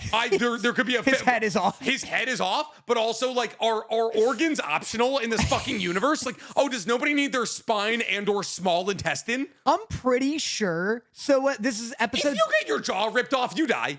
You die. That's it. That's it. A jaw off, floating through the expanse of space, where, mind you, he's holding his breath. Oliver's holding his breath and then, You could do that with your mouth open. Not if you're unfucking conscious. Oliver is knocked unconscious, has his arm ripped off, his jaw ripped off, and doesn't die. In space. I didn't consider In space? Fucking Omni-Man has to float. Omni-Man floats through space until people find him hours later with his guts jumbled. I love Oliver getting his jaw and arm ripped off in space, and then they go, Oliver! And then they spend the next 10 minutes ripping through a planet, and then they're like, hey, someone find Oliver. Hey, by the way, do we remember where we started? Do we remember where in this debris field we just created was the corpse of my younger brother? Wow, yeah, that's all so valid. I remember in the comics, I'm 90% sure this is the case, but I could be wrong, as I am with every statement that comes out of my mouth. I'm pretty sure so it's episode 7 of season 4 of Invincible. Yes. When Thrag fists Omni-Man, I noticed that it's like off-center, like a grade 4 Pokemon card. Okay. His fist is like to the right of him. And I'm pretty sure in the comic, they're like, he just missed my heart. A Viltrumite can't live without his heart, but because he was a little off-center, I think that's in the comic. Which is dumb in the comic, because I think later... That's just Inosuke saying he moved his organs. It's Inosuke saying, like, I lived in the mountains, so I'm immune to poison. And then also, these are the important contextual, because that wouldn't have helped at all. But these are the important contextual things that they just don't put in the fucking adaptation. I think later there's like, and I won't say this spoilery, but like later I think there is another instance with a character, and they're like, fuck, they got the heart this time. Like literally last episode, I was like, start aiming a little more north than you think. Yeah. If you have 4 fingers pointed at someone's gut, just be like, what if I went 6 inches further up? Just do that in his face. Throw his face. And then I get it. He was like, I killed Thaddeus too quickly. I'm going to go slower with you, Mark, or something like that. And then he's like, we're too few. Which is dumb in this episode, and honestly, it will... After killing 2 other Viltrumites, he looks at him, he's like, well, we might intersperm at some point. What? Nothing. Anyway. What? Yeah. It's silly. It's tough. It sucks. It all sucks. You know what's funny is that, like, Invincible, if you told me, if everyone unanimously was loving the writing of Invincible up until this point, which hasn't been the case, but if they were, I'd be like, hey, some real stupid shit is around the corner. Yeah. Like, it has not jumped the shark yet by my standards. Wait, hold on. What we just watched was not the jumping of the shark. No. Like Mark, Thaddeus, and Omni-Man working together to follow a space laser through the core of planet Viltrum, blowing it up for some reason that blows it up. And then... I was also confused. I figured it out. Oh? So he shoots Space Racer. Mm. Yes, that's correct. Yeah. Shoots the planet. And seemingly, they're just following the laser. 100% that's exactly what they're doing. And I was like, it seems like the laser is the one blowing up the planet. Yep. At the end, the laser comes out, and it's just a laser. Yeah. And then they come out, and like a bullet leaving a bigger exit wound. It's like their combined shockwave that blows up the planet. And I guess the laser is just like clearing a path for them. Yeah. So it's like the gravity of their flight actually blows up the planet. Oh, yeah. I mean, that part makes 100% sense. Like, that's like a fucking... Like, I at first was like, it seems like they're following the laser for no reason. Yeah. They just wanted to be in there. They just wanted to burn off their shirts. Yeah. And so, yeah, it's just... I don't know, man. I can't believe it gets more ridiculous than this. Like, we just need to either kill people or don't. Omni-Man can die. Oliver can die. I don't they can die. I'm not so connected to these characters. Alan can die. There's no one in this story that if they killed, even Mark, if they killed Mark, I'd be like, you know what? Cool, more Space Racer. Also, more Space Racer. Lock the fuck in. Lock the fuck in, Space Racer. Yeah, immediately. The first sign of things going south, the strongest guy they have is like, gotta skedaddle. Guys, we gotta go. Skedaddle. Guys, like, we have to leave. He was like, leave them behind. All the Viltrumites are dead. It's like, we need to leave. No, we don't. You have the gun that can kill Thrag. Even if I'm like, oh, you're not talking about Thrag. I see. I thought you meant like it's dumb that Thrag bounces. Yeah. But even if I'm gonna be like generous and be like, all right, I get Thrag being like, we've killed too many of us, like, because he sees his planet get destroyed. That's why he's like, we need as many Viltrumites left as possible. Yeah. Imprison them. Yeah. Like, kidnap them. 100%. Break all of his limbs. 100%. Yeah, literally just make Mark a fucking, break him, turn him into meat soup, because he'll survive. Yeah. He'll survive. But, you'll talk to him the whole time. You'll fucking indoctrinate him to Viltrum. Grab Oliver and Omni-Man while you're at it. Yeah. Don't... I fucking grab them out of the debris. Yeah. It's just, oh my God, I can't believe it gets worse. That's insane to me. Last week when we talked about what does worse death baiting, Invincible or Demon Slayer, and I was like, Invincible has some bad death baiting coming up. This Oliver moment was what I was referring to, and also some other instances that haven't happened yet. Dude, I cannot believe how immediate the payoff was, and two, how immediately it's revealed that they're fine. I know, it's dude, so it's 7 minutes later. It is like Omni-Man gets stabbed, Oliver gets fucking torn apart, and 7 minutes later, Mark is like, well. Yeah. And I've seen people complain about it, and people in comments are like, well, what do you want them to do? Win every fight? That's not the point. The issue is when you do, I've had this issue since season 1. Yeah. When every fight is the most graphic instance of violence you've ever seen. Yeah. None of it feels like anything. Yeah. Like seeing Oliver get his jaw punched off and his arm ripped off. I can't imagine. Obviously, I knew he was going to be okay because I read the comic. I can't imagine feeling suspense towards that because he almost died to Conquest already. The second twice. The second I saw him get torn apart, and the second my literal notes are, I said, oh, never mind. Why can't you help them? Every time he pulls a trigger, a Viltrumite dies. I said, well, there goes Papa. Unless, of course, he survives that too. Jesus fucking Christ, why even injure anyone anymore? Every time I see somebody fatally injured, until I see them, not breathe. Yeah.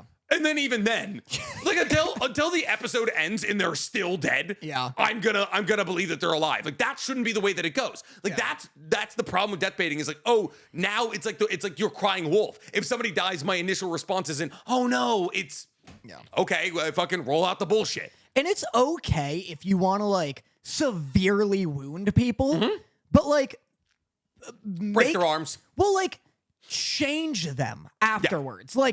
Oliver should be afraid to fight ever again. Yes. You know, like take him out of commission. 4 times in a row now, Oliver's been like, how hard could it be? And then he's just like, every boat is broken. I hate anytime Oliver opens his dumbass mouth and is like, Thrag can't be that tough. Oliver, I've won no fights, Grayson. Yes. He's like, oh, listen, I fought Conquest, and it's just a clip of his brain being juiced twice. Loses every fight, including to that dragon. Yes. Fucking... Yeah, but it's like, yeah, make him so afraid to fight ever again that he, like, retires. If you want to punch a hole through Omni-Man, that's fine. Make him, like, weaker than Mark now. 100%. Dude, like, you have They to... did it with All Might. They did it with All Might. All Might was Yeah, like, give him lasting consequences. Yeah, like, oh, like, almost like in the last fight with All for One, he fucking crunched my ribs in, and now I'm not as strong as I used to be. Yeah, exactly. So, also, did you... Speaking of just dumb things, I didn't mind this episode, by the way. But I'm used to this shit. There's good parts of this episode. There was horrifically bad parts of this episode. The shit I'm seeing people complain about, once again, is pissing me off. Yeah. People are like, why can Thrag airbend? Watch one anime. Yeah. What? It's so crazy to me that people... That's what people are mad That was sick as fuck. Them flying through the center of the earth, sick as fuck. People aren't used to watching anime where, like, incomprehensible shit happens and you're just like, that's artistic license. Yes, 100%. Like, they're like, hey, by the way, Thrag is to Viltrumites what humans are, like what Viltrumites are to humans. Yeah. He can do whatever the fuck he wants. Being like, Thrag is airbending is like being like, why does Deku have electric powers when he turns into a little ball of lightning in all of the movies? It's just, he fucking reeled back so hard. He made a created vacuum around his fist. Yeah, that's it. Fucking, yeah, that's what people are mad about, which is annoying. No one's bringing up that Space Racer throwing a bunch of Ragnars at them in space is like the most dodgeable attack ever. 100%. These guys who can fly at the speed of light are like, oh no, these gigantic unflying things. Mind you, he has one shot at this. And like, you see some of the Ragnars miss and just float away. And all of these, like, oh, supposedly, and also I want to talk about like the culling of the herd of the Viltrumites. Bet they wish they hadn't done that. I bet they wish they hadn't done that. Fucking, I bet you'd have 20 to 30 more Viltrumites if you hadn't for some reason been like, to celebrate the loss of our great regent leader, jump the closest Viltrumite. And like, you're watching Viltrumites kill 3, 4 Viltrumites, and then just from behind, killed. And they're like, yeah, this is the best Viltrumites we have left. No, it's the luckiest. I get them doing like a McCarthy era thing where they're like, there is now a doubt and paranoia sewn into our entire race. I didn't know it'd be immediate. I didn't know he'd be like, go find the betrayers, and everyone would turn and kill each other now. And then all the 3 kids are just like, oh, get that one. Why that one? I think my first note was, this is the dumbest race in history. 100%, 100%. Like, this is a race that never deserved the strength that it got. How are the Ragnars flying? Yeah, that was the stupidest thing ever. Just don't be in front of them. You're in space. They can't push off anything. Nope, they have a one-shot attempt at fucking catching a Viltrumite here. I'll also never understand hair as a whip. The one with the whip hair, and then like they just grab it. The best part about a whip is that you can let go.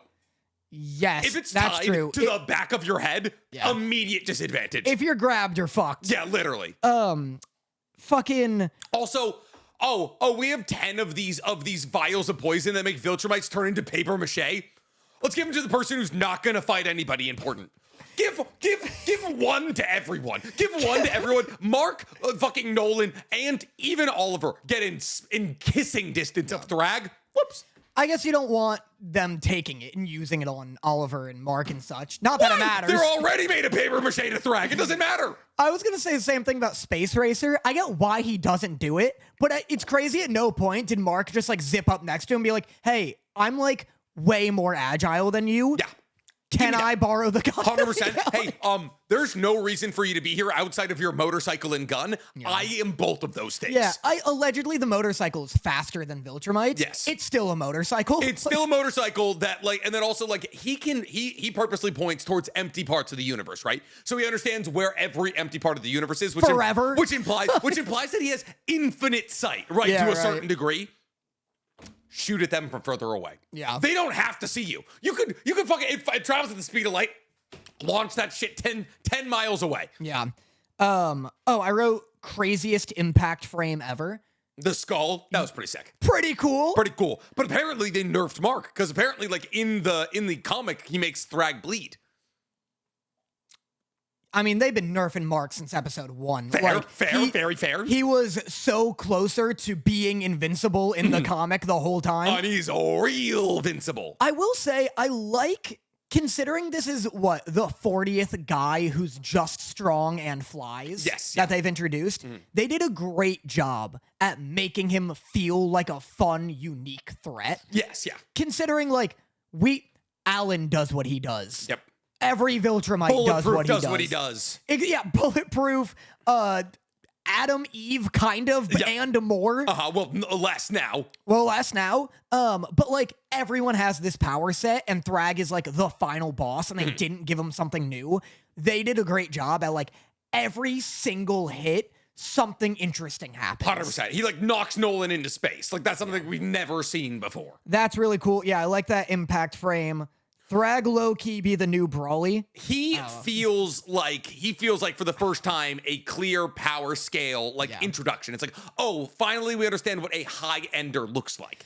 I love the bit where like even he like slaps Mark and we get a Mark POV and he has like a double vision. Yeah. That like put the fear of God into me where I was like, oh, he got fucking like he usually takes those, you know? 100%. Like he doesn't come here, come up, give me a hug, give me a hug. He doesn't want it. Give me a hug. He's looking at me like he wants something. He has a new growth. Have you noticed that? He's got dude. He's 9. He's just this. You talking about this? You talking about this right here? Yeah. We got biopsies. He's got like 5 bumps. Okay. Yeah, he's getting old. He's getting old. He's getting bumpy. Yeah, pimples get so gross. That's what. Oh, he's gonna be real gross in like 2 years. Was this your least favorite episode of Invincible this season, or are you just wearing you down? It's just it's a shitstorm. Like it's just like it's got the best moments of Invincible this season. Yeah. It's also got the worst. Yeah. Like I cannot believe now twice in this season I've had to watch somebody get hand speared and then just be fine. What was the other? Mark. Mark 2 episodes ago. Yeah. The entire family has been death baited in 2 episodes. Yeah. That's insane. I know. It's like I said, like in season 3, the violence is just too graphic too often. Whereas in the comic, that shit was reserved for big moments. But now it's like anytime someone dies, they're getting like thumbs through their eyes from the back of their head. And it's like everything's a Mortal Kombat Honestly, finisher. Considering how fucking ridiculous it's been, Thaddeus's death was kind of tame. It's pretty tame. It was like a fucking 2.5 second film of like him just being decapitated, and then Thrag was like, "Well, that was too quick. Well, I gotta slow it down for you guys." Yeah, he's like, "What is this? A different show?" Yeah, he's like, "I need you to feel every single bit of your spinal cord leaving your neck." Yeah. But yeah, I don't know. I wouldn't have chosen Alan to be in charge. I'll tell you that right now. Oh, of all the fucking... I'm choosing the guy who sounds like Seth Rogen to be in charge of the Coalition of Planets. I want as the fucking leader of the free universe. Can I show you? I might have gotten a spoiler, by the way. Okay. I was trying to read ahead a little bit in the comic. I wonder how you got a spoiler. I was trying to find where in the comic the anime is, and I was just like blind clicking. Okay. I was like blind clicking to try and find where the anime is. I didn't Google it, which was like kind of fucking stupid. But I was like trying to find like the end of the Invincible War. I was like, I want to read ahead a little bit. I want to see what's happening here. I was like, oh, do they actually go to Earth? I think I saw Paul fighting a Viltrumite. No. Okay, good. No. I also might have just been brain like because everyone's making like Invincible memes right now, and everyone's like Paul insufferable is really? Everyone's calling insufferable fucking Adam Eve's dad he's not invincible, he's insufferable. That's funny. And then Omni-Man, that's the big 3. And then Immortal. Those are the big 3. Did you see there's a frame where Mark gets hit from Thrag, and for like 2 frames, he turns into Paul. No. Hold on. Let me show. I'll show you that real quick. That's great. Mark turns into Paul. Isn't that crazy? Why'd they do my boy like that? That's so funny because we were like, Paul looks too much like Mark, and I was like, the internet's gonna hate that take. Yeah. And now And now I they're feel just valid. and now they're just making fucking Mark Paul. Hold on. Alan the Alien Invincible versus game. So they couldn't get They couldn't Seth afford Rogen. Seth Rogen for the fucking, so he has no lines in the fighting game. They got a dude who is like way overcompensating. Okay, yeah. And like sounds more like to Seth Rogen. Mm-hmm. Let me see. Honestly, just You ready? mm-hmm. Hold on. I want to be me too, but you need to tell me who you really are. I'm the awesome yet humble hero, Alan the Alien. Who the fuck are you? There's one where he does the laugh. Your kind knows better than most how dangerous a Ventromite can be. Okay, you've crossed the line this time, Nolan. Dude, I make feel it like I could do a better Seth Rogen than that. How did that guy get that gig? Also, you're telling me they could afford J.K. Simmons to do Omnium, and they couldn't afford Seth? What is Seth Rogen's per diem? Hold on, let me see. Also, if you're Seth Rogen here, you have to be like, Pissed? yeah, I'd be like, oh, cool, you got shittier me to do my character? Like, I'd be like, okay, cool, maybe I should have taken the $1.6 million they offered for a half day of work. They did the same thing with Powerplex, and he's not as bad. I'm like, all right, whatever. This is Aaron Paul enough. Aaron Paul is an easier voice than Seth Rogen, I feel like. Yeah. You just have to find it. It's like, bitch. Oh, I almost threw up. Do you like that? It's like fucking somebody trying to find an Australian accent. Like, good eye, mate. But with Aaron Paul, he's gonna be like, bitch. You're so bad. I was so not even close. I almost threw up. Bitch. I'm trying to find takes a second. Bitch. Bitch. It's the gravel. You hit my car, bitch. Wow, you really don't have it. I don't have it. That's so funny. I have Seth Rogen. You can't keep getting away with this. Oh, because that's spot on. That's better. Fuck you. That's awful. What do you mean? That wasn't any good either. You can't keep. You sound like, I want invisible. I'm trying to be like, you just gotta find. It's like, bitch. Bitch. bitch. It's like that. It's like always out of breath. Like, bitch. Bitch. I'm giving you an example. I'm giving you an example. You're no better than I am. I'm trying to find if I'm being Jesse. You're being Powerplex. Okay. Can we talk about an actually good show? I'm sweating so much. I'm sorry. I'm crying and I almost threw up. Like, I had like your Colossal Con moment where I got like such a hot flash from like, oh, I might throw up on myself. Oh, dude, I was literally just fucking pale, stark white. All right, can we talk about an actually good show? Finally, 8 shows in. 8 shows in. Can we talk about 2 good shows? Witch Hat. Which you want to do? Which had a motherfucking Atelier. Bang, bang, bang. Shout out my dog Coco. Bah, bah, bah, bah, bah. I love this. Bitch. I love the show so goddamn Yeah, much. it's good, right? There is one complaint I have about this show. We know previously how I said my favorite character is the pink-haired one. Yeah. I can't understand a fucking word she's saying.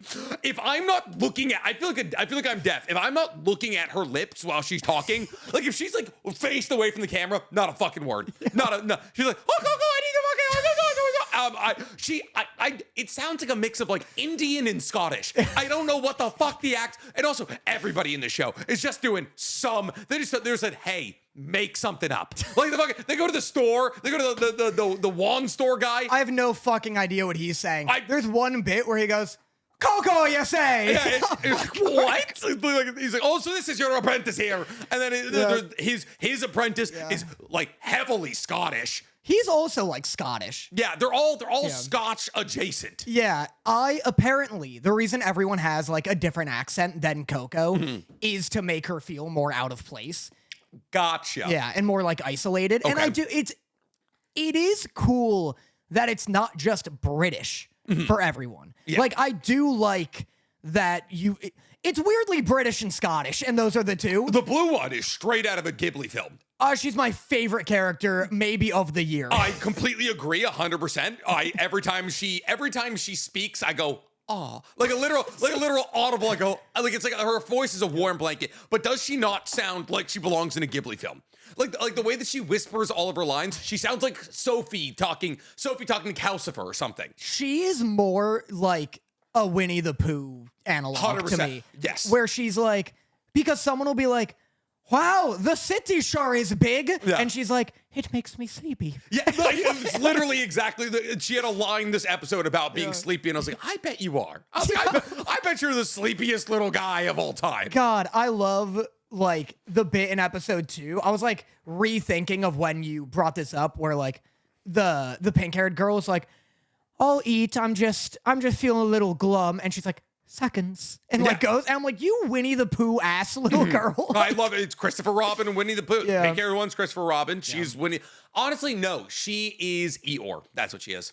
She is a mix of like Eeyore and Pooh, where like she has the idiocy. And then the pink haired. But she's a mix between Eeyore and oh man, oh no, dude, this would have killed if I got it instantly. Who? Let me look it up. The tiger one. The pig one? Yeah. What's its name? No, the pig one. Wait, does the pig one have a bad name too? You can say Tigger in 2026. I don't like. Relax. In the same way I'm saying a go, I don't want to accidentally throw that word into a sentence and people will be like, I only caught the last couple of syllables of that one. Please. I'm fucking this. I'm butchering this. Yeah. What is your name? I'm not kidding. What? She's a mix between Eeyore and Thermite from Rainbow Six Siege. When she breaches the fuck out of that wall. That was cool. The fucking shape charges. She was like, I got it. And it was. That was sick as fuck. Dude, Agat being like, fucking, crashing out at Coco, which is reasonable. I get we're all under a lot of stress. My exact note was like, I get that Coco is who put us here in the situation, but I was like, watching her be bullied is like watching my Gore of my favorite comfort character. Everyone was like, I was like, I get it. I'd be pissed at her too in the situation. I'd probably be no better than Agat, but I was like, man, this has made me sad. I was like, I get it. Believe me, I do. We don't got to start bringing up people's crystallized moms. I was like, yeah, and your mama so hard. Dude, good. Thanks. Real good. But when she's like, well, there's no time to redraw it. Dog, you were like 6 lines in. That was insane. Also, there's no pressing timeline whatsoever. The dragon has no idea they're there, and she's like, I give up. She was like, that was a one-of-one masterpiece. That spell is only can be drawn once in your life. Yeah, just move to the left and do it again. Yeah, or just do it over. Meanwhile, the blue one's like, breach a wall. Yeah, just like. I know, blue one's like, contact. No, open a door. That's the Thermite line, dude. Yeah, that was fucking awesome. Yeah. They all just climbed through it. This episode was stressful. Really? Dude, this episode was stressful. You like the dragon? They got sent to Mykonos. Santorini. Why do I know that? Yeah, That's a real place. It's just Greek islands that are like all the buildings are limestone washed. I will say, what'd you think about the dragon showing up? And all the there were a lot of moments of genuine horror. Yeah, 100%. And then it was like everyone maintain eye contact and slowly back up. I thought that this episode did a really good job at not only like applying the pressure, but also like really building that. Like, oh man, that scene where the pink one was like, why did I have to be brought into all? And then she sees Coco and she cuts herself off. I was like, oh, dude, that to me, in the same way that we talk about that Ganao moment where he's like talking to that guy even though he died. In that immediate moment was like, oh, I've been in Coco's shoes. That moment where you feel like, oh, I fucked everyone over kind of thing. Yeah, when Cosette was like, Danny, when we played fucking volleyball. They were like, please, this is my first time. I'm wearing really long shorts. I was like, please, it's my first time being a witch. Yeah. And it's like, you're like, and then you have no rebut because you know you fucked up so bad. I felt cold sweat going down my back and I was like, oh, people are trying to be nice. Yeah. People are trying to be nice to her even though they're pissed at her. And I was like, oh, that's even worse. Because there's something almost nice about Ago or Agate being like, hey, Agat, that's what it is. Never mind. Don't try to say it. This is why right. I didn't say the T word. This is why I get nervous. I don't remember. I was like, I saw just a millisecond montage of like my birth and my career leading up to this. I'm like, it's a god. Please separate me. I think cosplay is I art. just heard a millisecond of like, it's something unpredictable. I'm like, it's a god, please. Anyway. There's a reason I've been saying a go.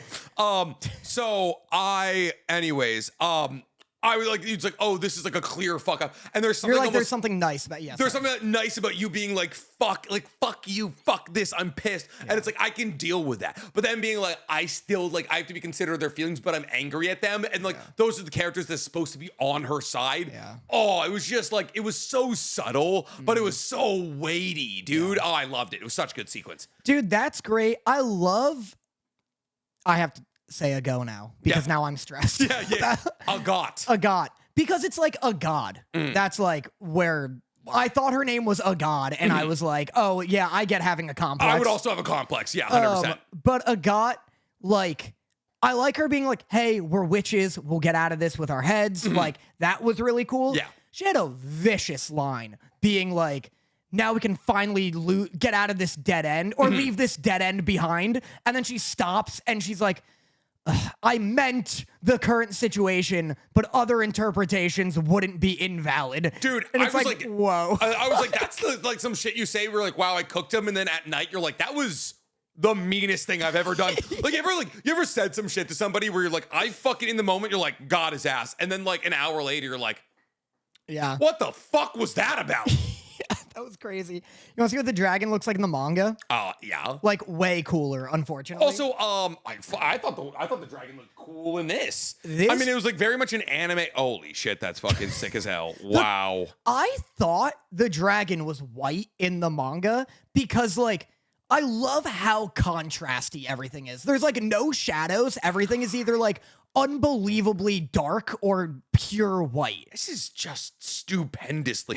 Even like crazy. I'm looking at Coco and Agat and all the other ones, and like their cloaks are like flowing. You can see like the dress under their cloak is like like flashing in the wind kind of thing. Like it's like everything about it is like conveying movement. Their hair is flowing alongside with their cloak. The tassels on their hat.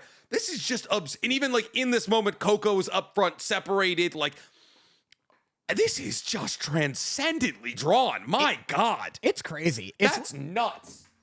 Which Atelier's anime also looks gorgeous. Well, that's the thing. It's not that the dragon looks bad in the anime, Yeah. but it's lacking like the sauce of this, which is just that like stark contrast. Yes. Where Of it's the like, black and white. yeah, like It's all shading and or white. yeah, the dragon, for those who haven't seen it or like aren't looking it up, the dragon is either like pure white and anything that's shaded is just like Stark black. Yeah, stark black.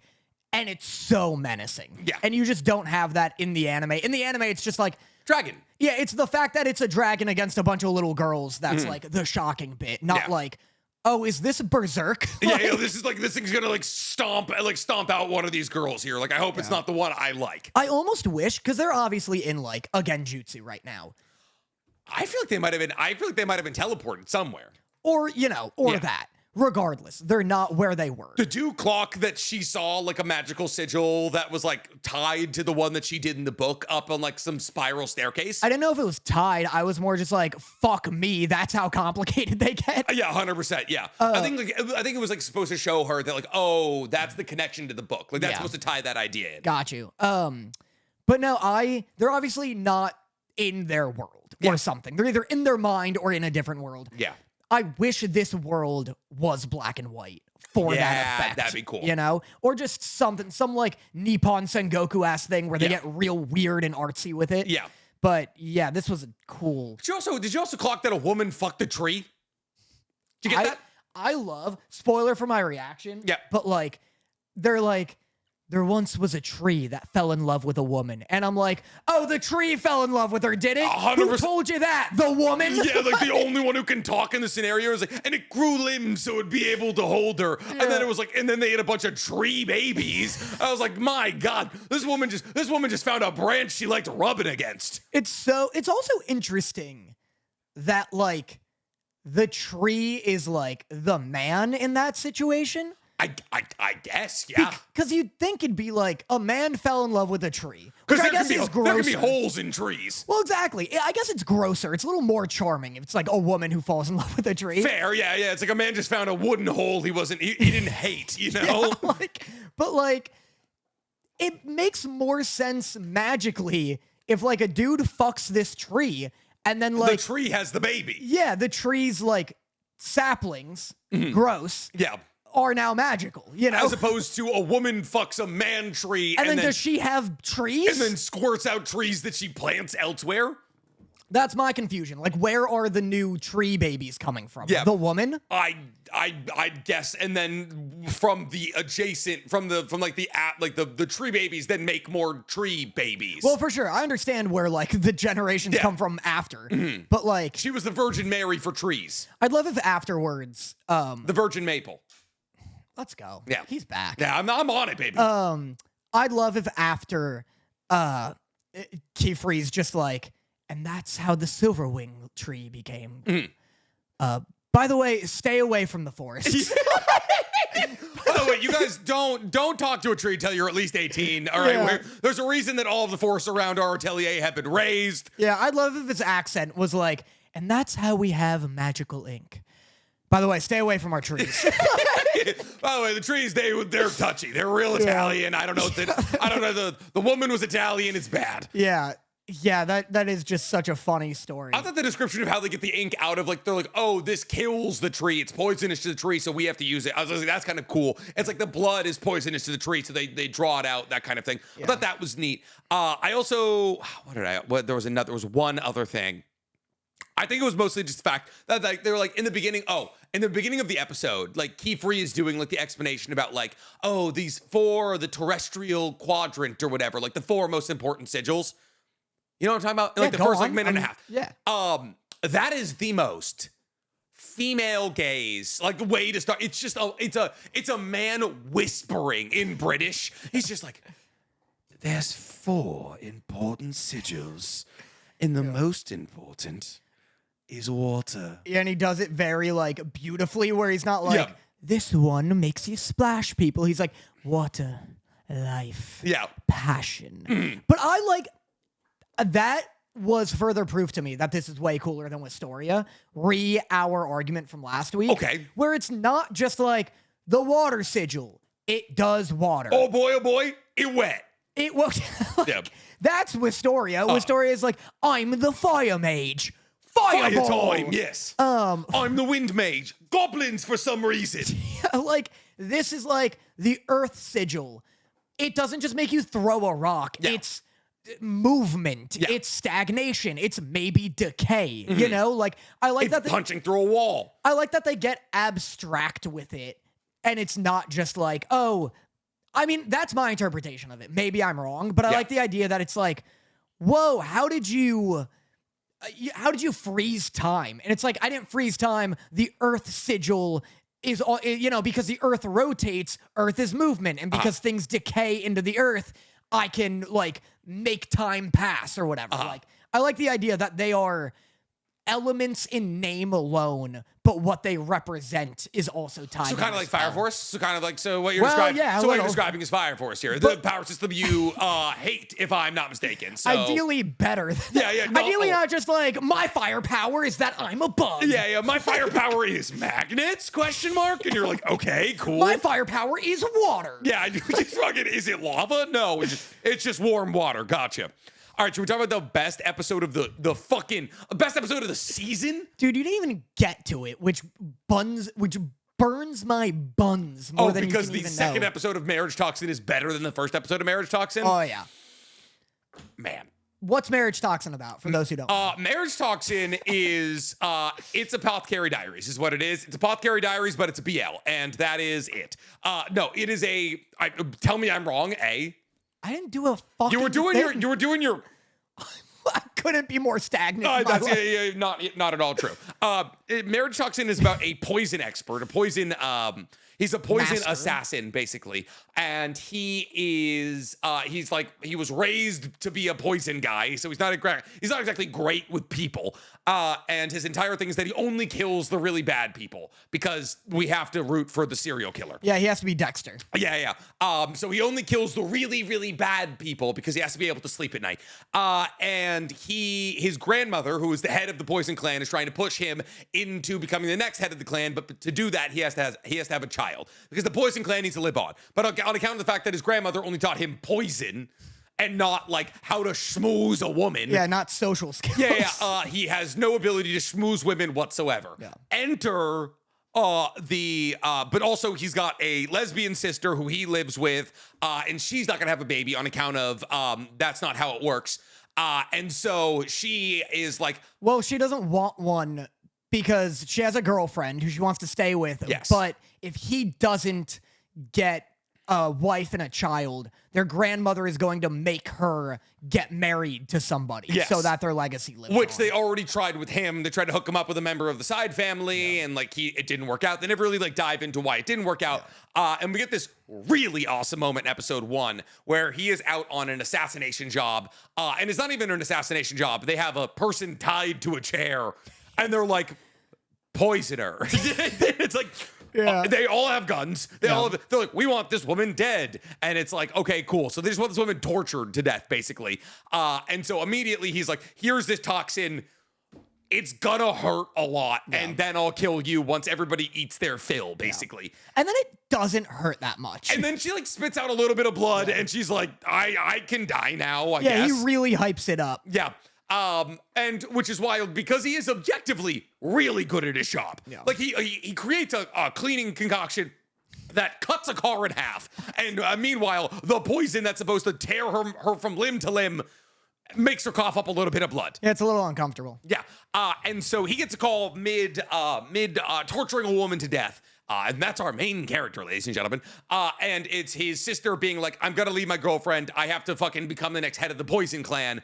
And he's like, no, I support all love. Yeah. He's like, you live with your girlfriend. It's incredibly hard to find a connection. I can't find a connection with anybody. I'm not gonna make you leave this chance at love that you have so that you have to go marry somebody and have a kid. That's not what I want at all. It's actually this kind of like very beautiful moment about like him acknowledging not only the validity of her love and like the love and the connection she has with her girlfriend, rare for Japan, but also him being like, listen, it's less difficult for me, a straight man, to go about having a child than you, who obviously is at the very least bisexual, but is most likely like a lesbian because of like the undertones here being like, oh, she's bearing this massive weight, which would be marrying a man and having a child and carrying a child when she doesn't want to. And there's this beautiful moment of like him being like, I'm gonna marry this person.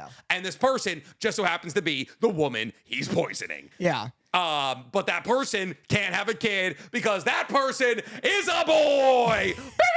Ring the bell. Ring the bell. We got femboys.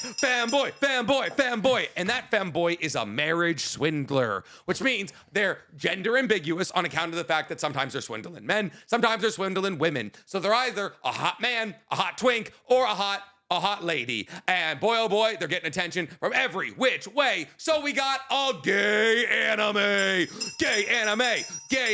And this anime, gay as hell, because yes, is this poison expert? Maybe he wants a woman. Maybe. Yeah. Maybe he wants a woman. So but far. also, who knows? We'll see. He needs a baby, actually. I want to adopt one. I don't care. Well, no, that's not how blood works. I want to see that. I want to see him pound some pussy. No, he definitely needs a woman because they're in episode 2, the beginning of episode 2, they're like, by the way, if you were like all these clans, there's like 5 major clans. Yeah. Poison's one of them. Yeah. Needle's one of them. Bug's one of them. Bugs. I think Sharks is one of them. Good. It's like hoppers. And after, yes. because here's my thing. You can get bugs on the land and kill somebody with bugs. What are you doing with sharks? Well, so, yeah, no. Any water-based thing, you're always handicapped. Yeah. But it really casually drops like, over time, from working with whatever their clan's affinity is, they've developed superpowers. Okay. So all of these people have superpowers. So that explains why he dodged bullets. So it needs to be like a blood exchange. Like he needs to have a biological child. Okay. So that child gets better powers than him, and so on and so forth forever. That's why Bugsman is Bugsman. No, Bugsman is fuck. Yeah, it was so sick to have just like a really casual and open lesbian character. Yes. Where there's no dancing around it at all. And then also, yeah, his like maybe trans or gender fluid, whatever, like companion is just like, no, I'm a boy, but like I am a girl most of the time to swindle men. Yeah, 100%. Like men are easier to swindle, and also there's more of them, kind of thing. So you're telling me you don't think there's that he's gay? You don't? I mean, that'd be an interesting follow-up. That'd be a really cool conflict to throw in, because then he's like if he fails with all these women and then he finds gay love and he's like, well, fuck, now it's like one of us still needs a kid. Yeah. And so like, you know, now his love is conflicting with his sisters. Yeah.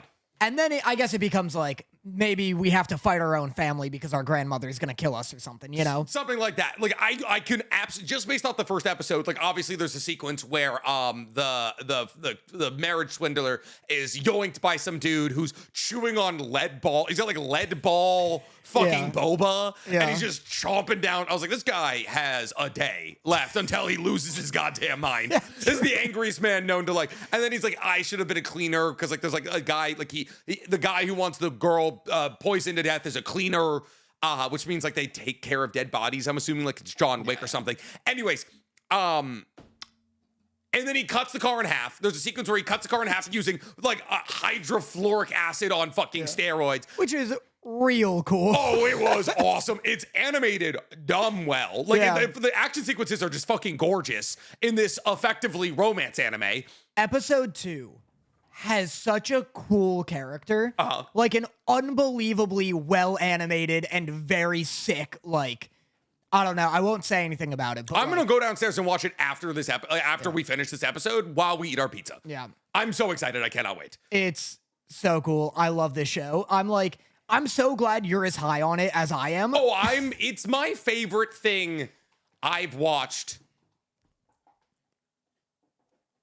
It's my favorite first episode I've watched all year. Not a lot of competition. No. Sentenced. I was gonna say it's my including season 2s. Oh yeah, 100%. Oh wow. Yeah. Wow. I would say I liked it more than the first episode of JJK. Yeah. I liked it more than the first episode of Sentenced to be a Hero. Yeah. I could see myself getting weird about this show. This has Sabuki Bisco potential for me. It's like I was saying before, where it's like, usually with this, even when I love a show, it still registers as work to watch these. Like, if I have to do anything, I'm gonna bitch about it. Yeah. And usually it's like, if I'm a week behind on something, I'm like, ugh, I gotta watch 2 episodes of JJK now, even if I love both episodes. This was like the first time in maybe the whole of the podcast that I watched episode 1, eagerly dove into 2, and then when 2 ended, I was like, oh, I could eat the rest of this season right now. I don't think I've felt this way about an anime since I was like 19, and I would sit down and I'd watch all 12 episodes of like 12 episode anime immediately. Like it's that feeling where I'm like, oh, like this is a terrible example because it's a bad anime, but like I sat down and I watched all of No Game No Life, right? And I was like, I was like 19 and I was like working a night job, and I was like, oh my god, like my non-fully developed brain was like, this is the greatest thing ever.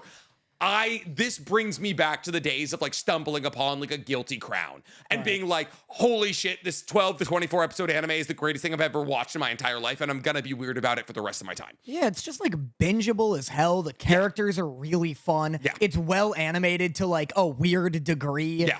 And like I said, episode 2 is just better. Yeah. So that's exciting. Yeah, this is like, people are not gonna find it this good now that we've like glazed it harder than like I think our fandom anything. I think our contingent of people could be very much weird about Marriage Toxin, because I feel like they enjoy the things that we enjoy, except for Togedanki. That was the sole exception there. But That I was think just for we understood what we were doing there. Yeah. But yeah, man, this show's fucking awesome. I asked what combo of poisons turns you into Noob Saibot. Because he just turns into black smoke and then he's on the ceiling. Okay. Just full on Noob Saibot here. Yeah. I guess he's like a witcher, like it made him fast or whatever. 100%. I really do think this is going to turn out being a BL.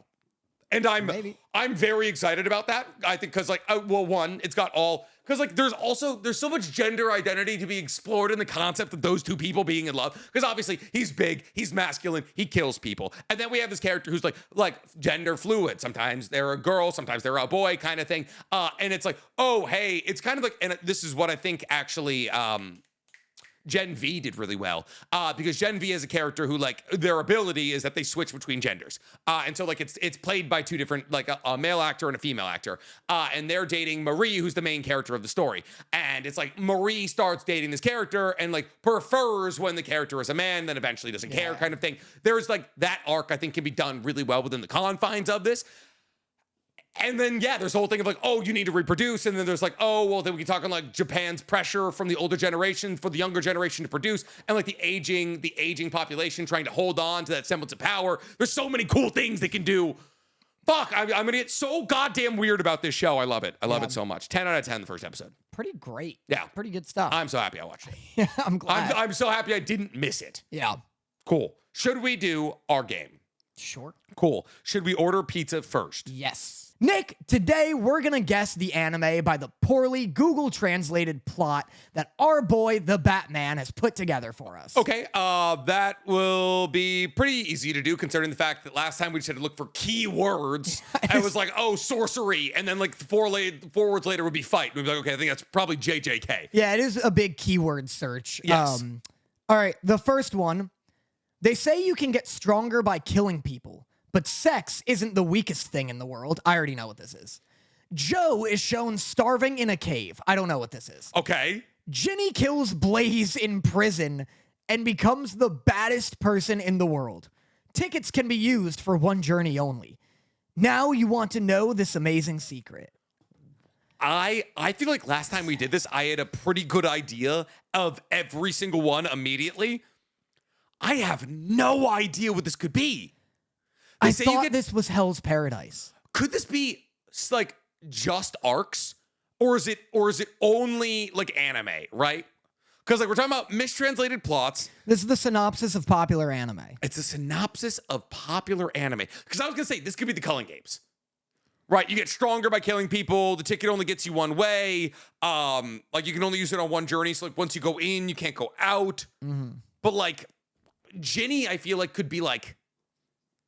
Joe is shown starving in a cave. I'm really focusing on the thing they say you can get stronger by killing people. Yeah, that and also who gets killed in prison and becomes the baddest person in the world. The baddest person in the best something, I'm sure. The best something, and then, but sex isn't the weakest thing in the world. It's got to be Hell's Paradise. That's the only thing I can think of because of sex. But why would when Hell's Paradise says you get stronger by killing people? Because of fucking Tenzin. Or whatever it's called. I guess the nectar. Because they take people's Tau or the tan. They turn people into tan. The tan, and he starts off in prison. And Blaze, he can't be killed.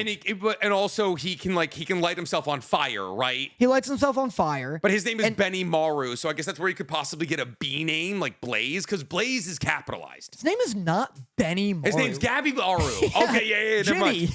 Ginny kills Blaze. Ginny, Gabby Maru. Gabby. I'm locking in Hell's Paradise. You have 10 seconds to lock something in. I guess I'll also go. I'm gonna 9. go. I'm gonna go JJK. 8. I'll go JJK because I think this might be the Culling Games.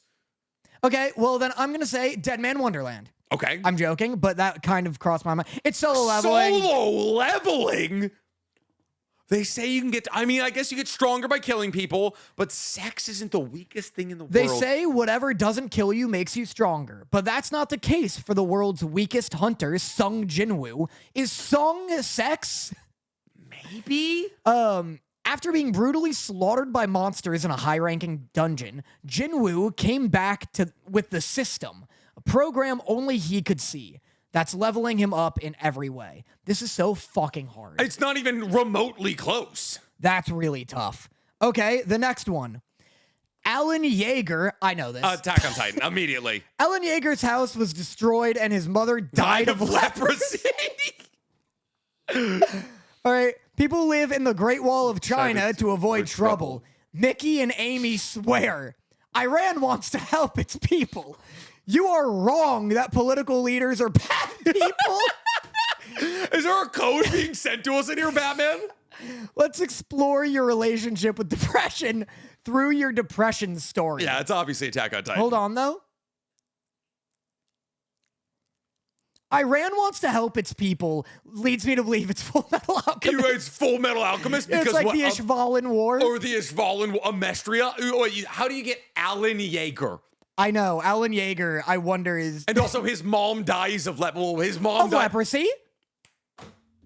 Actually, did we ever hear how Ed and Al's mom actually died?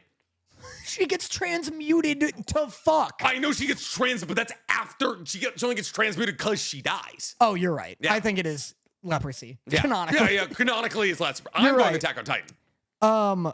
Okay. I'll go Full Metal Alchemist. It's a bold choice. And it's...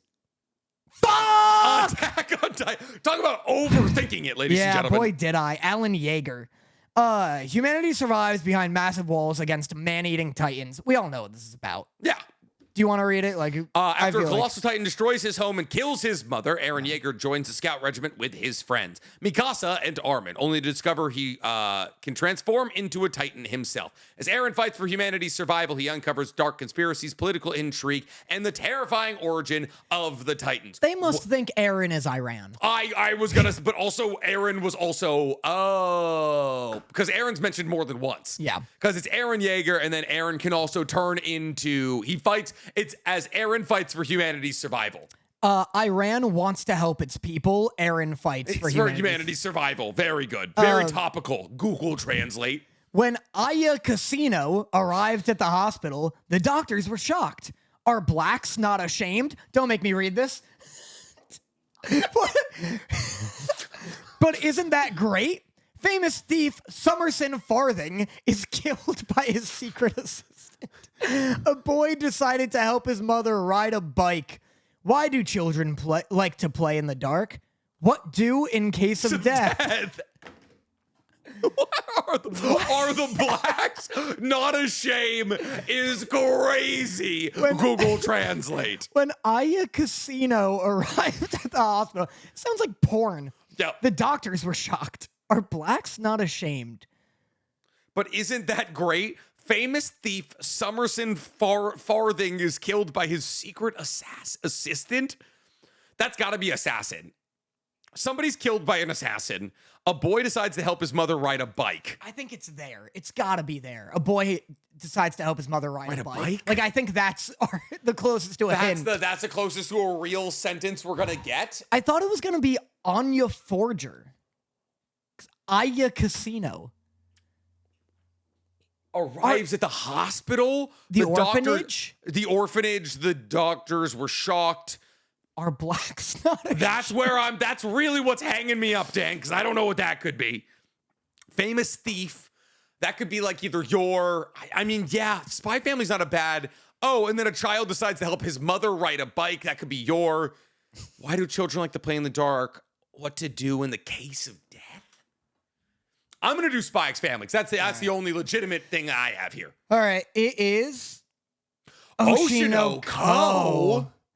Dr. Goru whatever his name is, is shocked when a pregnant star, Ai Hoshino, appears at his countryside clinic. After secretly delivering Ai's baby, Dr. Goro is murdered by her obsessive stalker.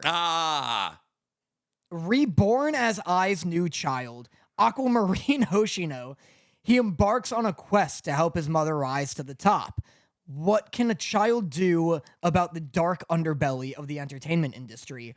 And what if disaster strikes? Where do we get, aren't the blacks ashamed from that? I'm really wondering. It would be, appears at his countryside clinic, I think is where we should be possibly getting that. Or something to do with pregnant star? I do not know. I don't know. I never would have guessed it. That never pops into my head ever. No, that's very fair. I didn't even finish season 3 of Oshinoko. So they started doing Syscon stuff, and that's what they lost me. Statham has been a fan since the beginning. He won 3 matches. After 3 years of special forces, the enemy continues to destroy. Robot pilot Sam Jones joins League of Legends. Let's go. That's big go, but it's a big animal. John Sams is committed to being a trusted advisor and leading a talented team. But there is another agent of Satan. I would reckon that League of Legends is an agent of Satan. There's a big emphasis on 3 here. And 3's a word I feel like that doesn't get lost. Like, he won 3 matches. After 3 years of special forces, the enemy continues to destroy. Is it Kaiju number 8? But like, what? I know we lose 3, but like, well, Kafka's 30. Kafka's 30. there we go. That was so I could also see like Kaiju being like somehow Satan and or League of Legends. Statham, Kafka, how do you get to Statham? Has been a big fan since the beginning. He's won 3 matches. Sam Jones and John Sams. So you think something like Sam comes up a bunch or something? Yeah, like I think it's Kaiju number 8. I think this is going to be like, oh, Kafka is like in his 30s. You keep stealing mine. Well, I was also thinking Kafka. Right. Immediately I was thinking Kaiju number 8. All right. But also Robot Pilot? Robot pilot joins League of Legends. Who's like Could someone this who be 86 joins? maybe? Maybe. Who's like, yeah, it's got to be like a mech thing. Is it like Lelouch? Code Geass? Yeah. That's what loses me there. It's like, oh, he's been a fan since the beginning. I'm like, oh, because Kafka's he's a fan of the Kaiju Corp, like Japan's Special Defense Forces forever. Is it My Hero? Shigaraki is Statham. Has been a fan since the beginning. He won 3 matches. But why would Shigaraki be in the description of like MHA as a story, you know? Yeah. All right. What Kaiju? Kaiju are 86. All right. It is One Punch Man. One Punch Man. Saitama started out being a hero just for fun. After 3 years of special training, he becomes so powerful that he can defeat opponents with a single punch. Now, alongside Genos, his faithful cyborg disciple, Saitama is ready to begin his official duties as a professional hero working with the Hero Association. However, the frequency of monster appearances is surging and it increasingly. This is tough. This is so hard. Yeah. This is run through Google Translate like 50 times too many. Yeah, we have lost all context here. Even though the country is peaceful, senators looking for an excuse to kill Schumer. This man is my friend. Artists and politicians should go to college. Okay, people It's can like an appeal to your local mayor. Yeah, this is like a fucking town hall meeting with the most discoherent fucking faculty member you have. Go to college. But people can register their children. When he died, he was homeless and no one knew who he was. He saw his child and mother on television. Dude, I'm so discouraged. These are so hard. Even though the country is peaceful, senators are looking for an excuse to kill Schumer. This man is my friend. Artists and politicians should go to college, but people can register their children. What do we think, chat? I don't know. Was this Google translated from Japanese 6 times? Fuck. What? That's a good guess. What? Panda Mom says Sonda. Even though this country is peaceful, senators are looking for an excuse to kill Santa. That's good. This man is my friend. Artists and politicians should go to college. Throw that out.